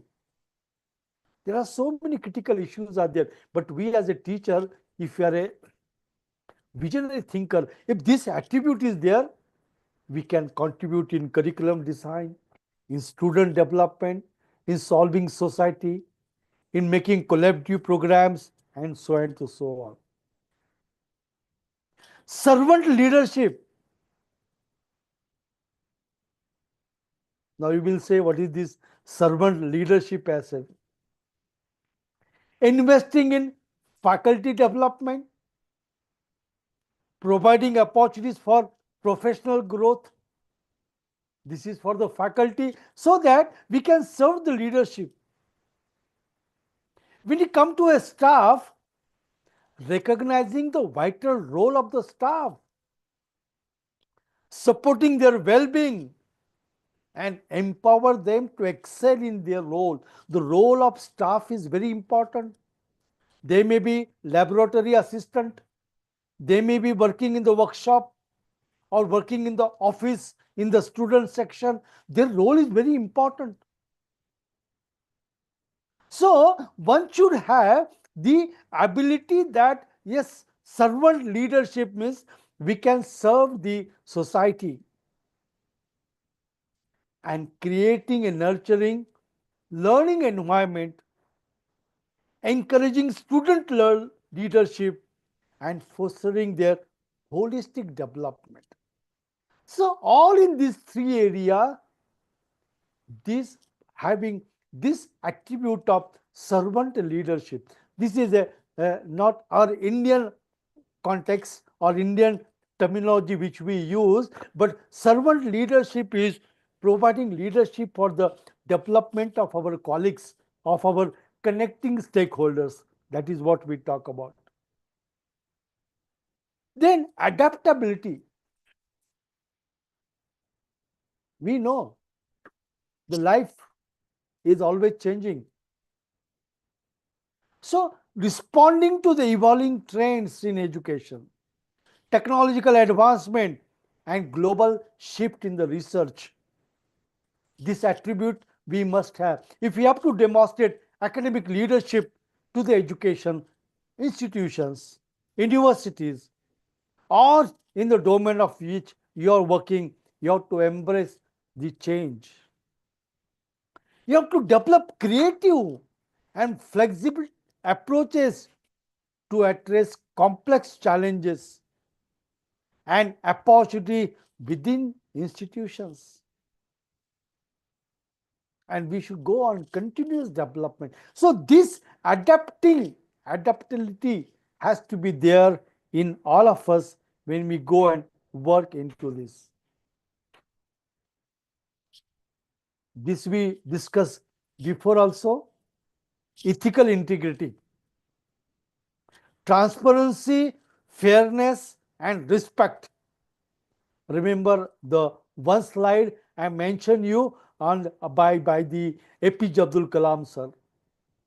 Ethical mind, and many may say ethical integrity, maintaining open and honest communication with the stakeholder, ensuring accountability and ethical decision making,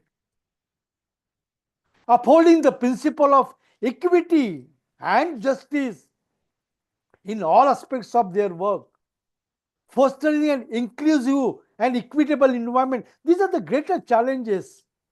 But this attribute is must to be an academic leader. We know that we are facing lot of challenge and complexities in our higher education institutions. And we have to treat all members of our academic community with dignity and respect, fostering a culture of mutual trust and collaboration. My dear professor, time and again I am saying that our teaching profession is a noble profession. And here, if you are really looking for to see the vision of NEP 2020 to be a vibrant knowledge community, having India into the spirit, into the deeds, and to be a truly global citizen, we all need to work a lot. And we have to adhere to these attributes. We have to imbibe these attributes whenever we work into this aspect.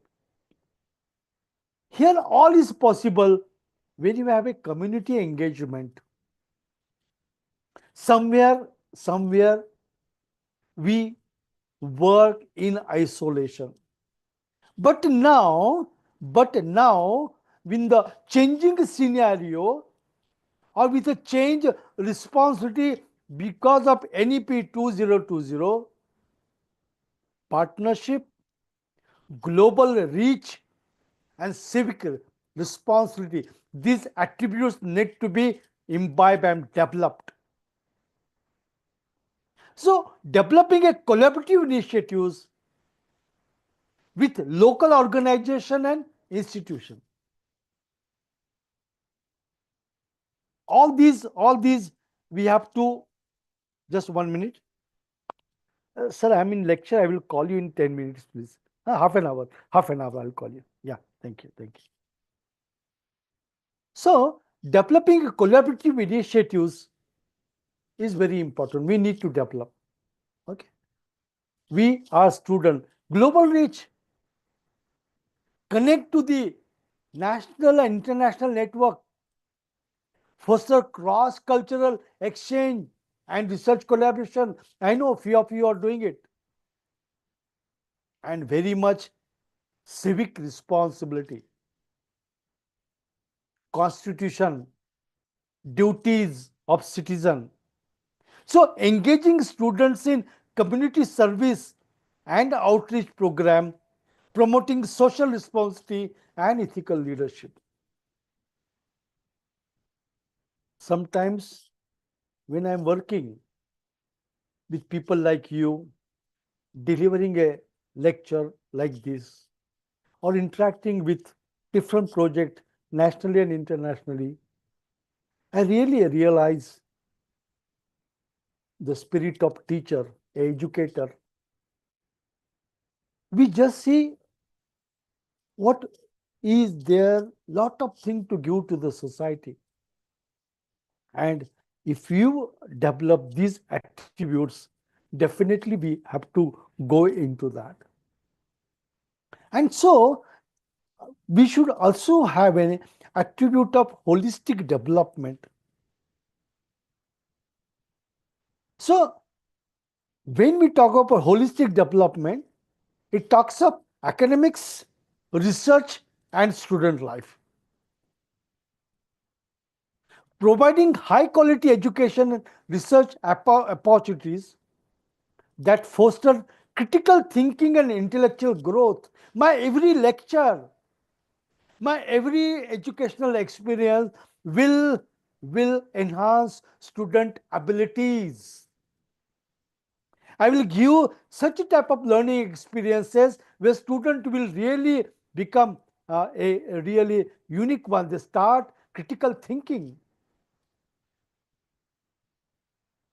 So high quality education and research opportunities.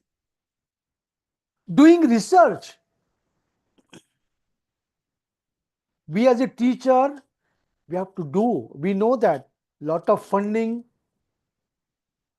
lot of publications, and lot of career development schemes are depend on that, because ultimately research contribute for the knowledge. So in the holistic development part, we should also focus into that, and that attribute. A good researcher is a good teacher. So continuous publication, attending conferences, faculty development programs, making patents all makes a lot of value to our education. And obviously, the holistic development is creating a vibrant and inclusive campus culture that foster personal development, well-being, and extracurricular engagement.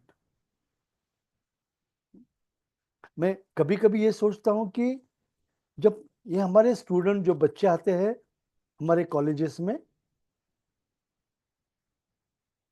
उनका अगर सही मायने में एक holistic development करना है, तो हमें कितना सिस्टमेटिकली प्लान करना पड़ेगा, सबको मिलकर काम करना पड़ेगा, नेटवर्किंग करके काम करना पड़ेगा, और लेकिन आखिर करना क्या है, इसका भी हमारे पास स्ट्रक्चर्ड वे चाहिए, स्ट्रैटेजिक प्लान चाहिए. क्योंकि बच्चा मेरा 3 साल 4 साल 6 साल आता है और अपनी जिंदगी के जर्नी पे जाता है, तो क्या मैं जिंदगी अपने बच्चों की एक अहम जिंदगी बना सकता हूं? क्या मैं रियली उसका फ्यूचर ब्राइट बना सकता हूं? हाँ, मैं बना सकता हूं. So in every aspect when we talk up academic leadership, we have to talk on this part. And while doing so, we have to have a empowering the diversity. Today, again I am repeating, today we have lot of, within the religion, within the caste, within the gender, we have lot of complexities. But we need to create an inclusive environment. We have to cultivate a welcoming and inclusive environment where all members feel valued and respected. This required altogether a different attitude and attribute.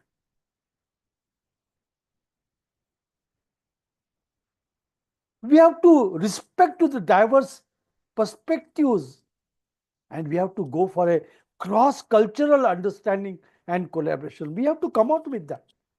Then and then only we can lead to at global level. And for that, providing equitable access to the resources, opportunities, and support for all students, regardless of their background, we need to work. So these attributes matters in the development of students. And hence, to work on to that, of course, we have to go for a continuous growth. As I said sometime before, we have to embrace a mindset of continuous learning and personal development, seeking opportunities to enhance their skills and knowledge. So whatever we develop is for the society, is for the students, and that we should do. And we should actively share the knowledge that we have. Dear professors, I know that when we work in this environment,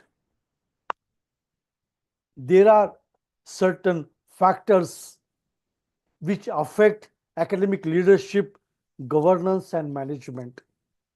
We must have a knowledge of those factors. Why?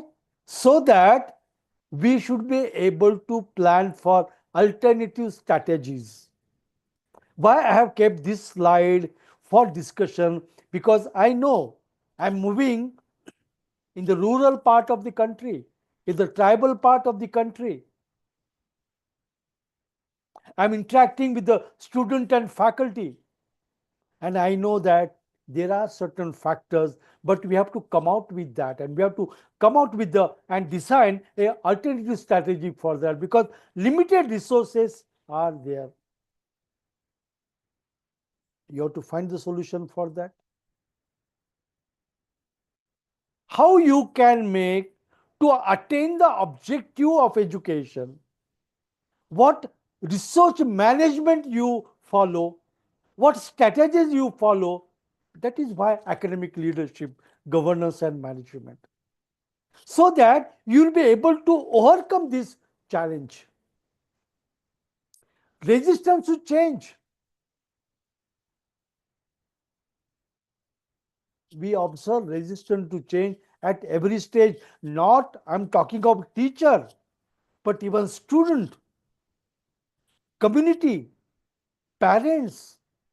We need to do a lot to change their mindset, adapting to the change. We must show them the future, the promising future, the welcoming future.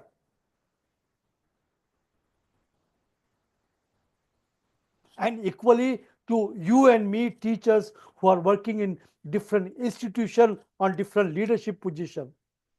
We have to overcome this resistance to change is there. Bureaucracy and red tape. National Education Policy 2020 has given so much of flexibility, but in some organization there is a bureaucracy. Somebody, because of the bureaucracy, do not want to implement or implement with the spirit. There are red tapeism is there. There is lack of training and development. It's good that University Grant Commission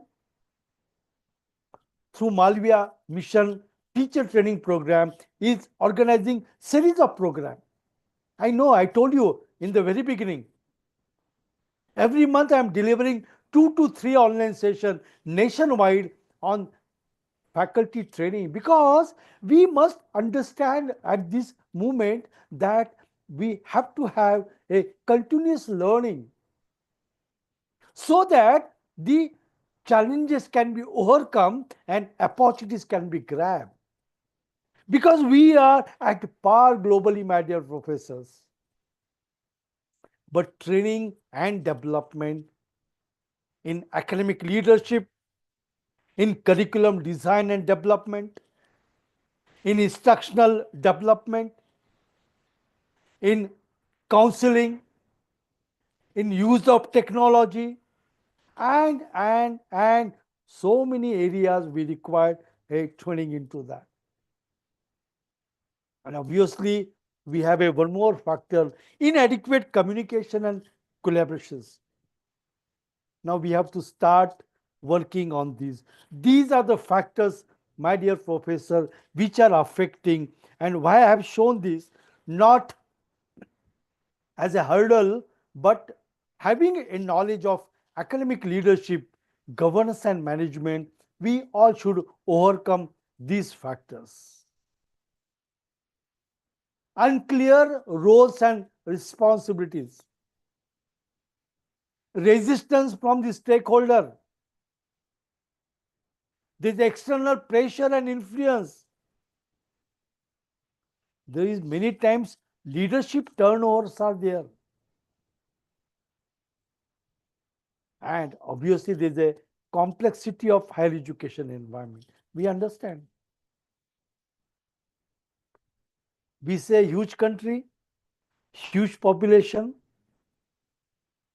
but विविधता में एकता लाना है हमको. So when such a complex is there, tribal, rural, language, socio-economic, but we have to bring them onto the same platform. Okay. So for this, we need to watch, and hence we need to understand this interconnect.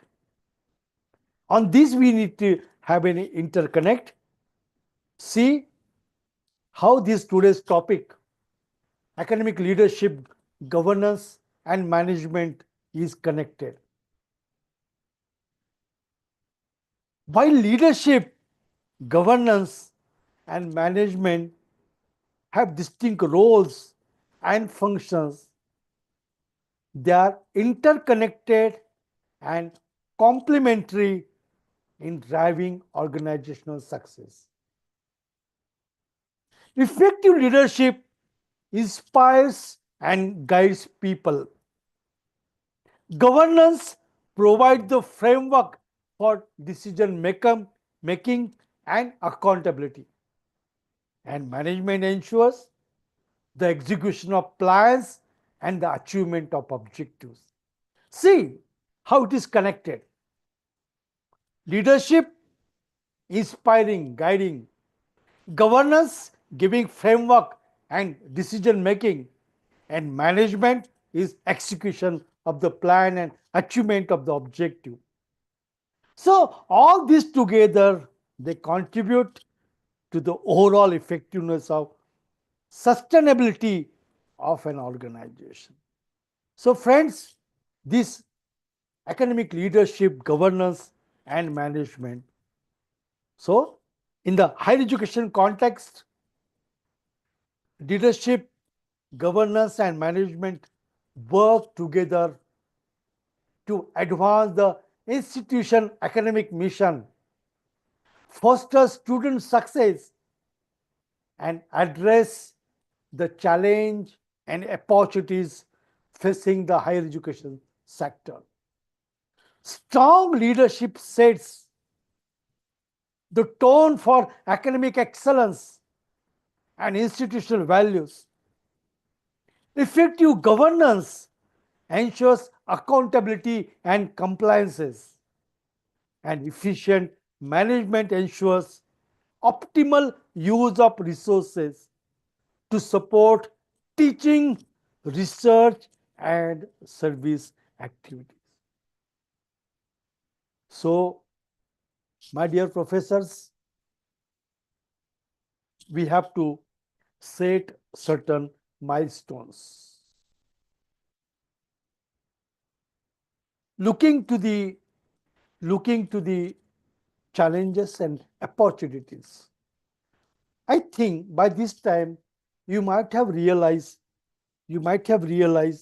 the significance significance of the making this education, how it is important for the all community to give it to the society.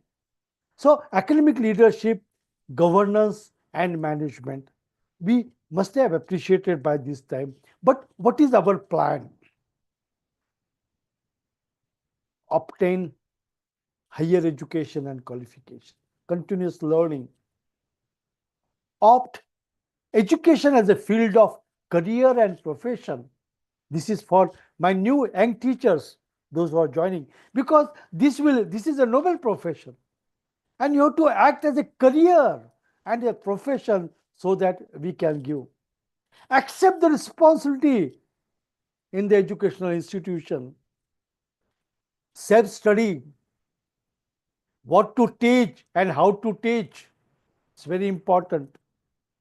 Start teaching, do research, focus on continuous professional development, guide students and mentor them, develop thinking and critical discussion on different issues that we have to do.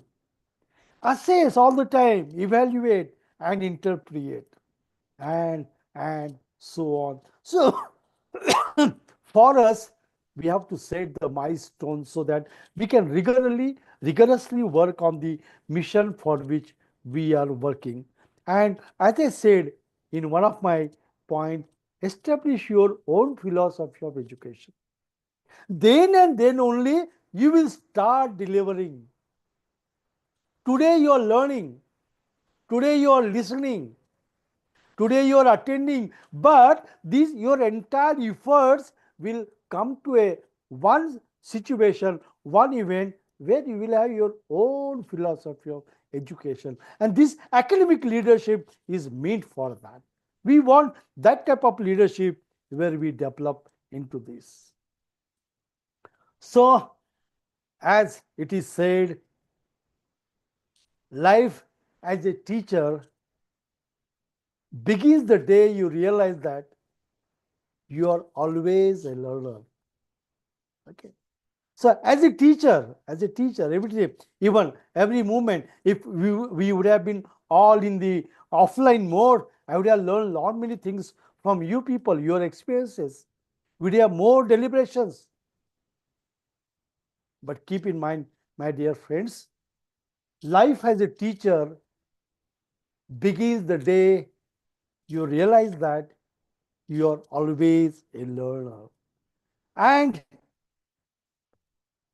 as said by APJ Abdul Kalam sir, don't take rest after your first victory. Don't take rest after your first victory, because if you fail in second, more lips are waiting to say that your first victory was just by luck. The message is that we will have to continuously go on excelling. Continuously excel, excel, and excel. That should be our target so that we can meet the objective of this noble profession. Friends, just to share with you, I'm the first author of country to write the book on outcome-based education in higher education. It's specially written for higher education. Okay. I must say to all of you before I close, Happy New Year 2025. So I wish you, today is 31st December, the last day of 2024. And from tomorrow, we are welcoming a new year 2025. So I wish you all, and I'm damn sure that you will demonstrate very confidently a leadership to our education system in country. Yes, any question, please?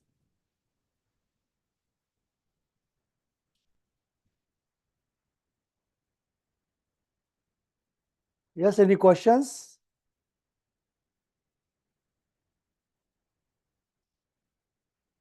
Thank you all. I'm stop sharing, and if you have any questions, you can ask me.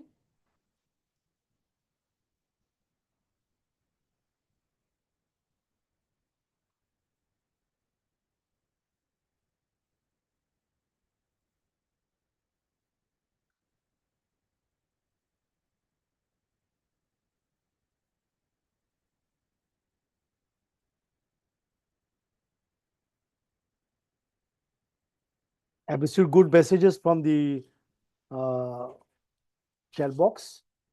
Thank you so much. Yes, any questions, please?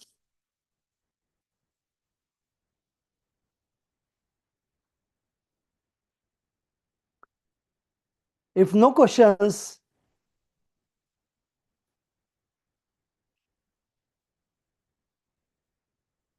yeah, I think no question in the chat box. So may I say thank you to you all once again.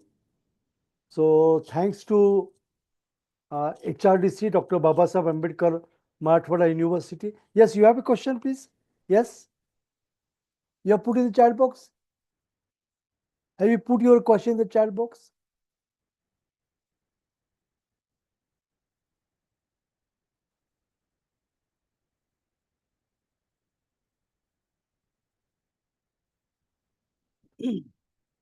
Okay. Good question. How to execute?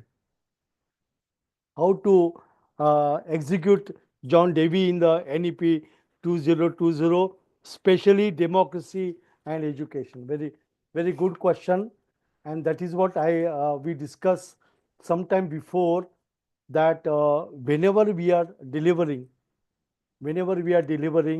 we require to work in a collaborative way. See, we have to adopt, we have to realize there is going to be, and I have seen, experience, the bureaucracy is there, red tapeism is there. But if you see and if you go through the policy statement of national education policy, I think the best way is to accept the new role as a teacher. Okay, new role as a teacher, and this new role as a teacher, and imbibing these attributes of a academic leader is very important. Okay? So yes, this democracy is there, but democracy we have to take in a positive way. Okay, we have to see the future of our child. Okay, and we have to dedicate ourselves. What is ultimately the message is that every student, every child coming in front of you, irrespective of religion, irrespective of the caste, irrespective of the background, it is our duty to take them to their mission and vision. So this is how the teacher, I always say that teacher he's got that much of freedom, and he's a innovative, and he can really give lot of things to the society. Okay. Yes. I think no more questions. So once again, I thank you, HRDC. Acha. There is, don't you think with financial autonomy, public institutions will lose the support of the government, and hence they will affect the inclusion of poorers? See, when we talk about public institutions, when autonomy is given, more leadership is required of. And I just wanted to clear on this statement that when autonomy is given, your financial provisions, whatever are there, they will continue. They will not be withdrawn. Number one. Number two, becoming autonomy means giving freedom to you not only in academics, but in administration and financial too, so that you explore new opportunities of generating the funds. This is all for quality. So in my opinion, I don't think that the autonomy will cause any distortion, disturbance to the poorer student. There are so many scholarship, so many provision. Even institute can make a efforts to have a collaboration where you will get, the financial issues will get resolved that we are experiencing. Okay. So friends, thank you once again to all of you for your patient listening. I thanks once again HRDC Dr. Babasaheb Ambedkar Marathwada University for giving me an opportunity to share with you. I thank to Dr. Rafe sir. Thanks to Dr. S.S. Patil sir for giving me an opportunity to share with you. Thank you once again. Happy New Year to you. Thank you. Namaskar.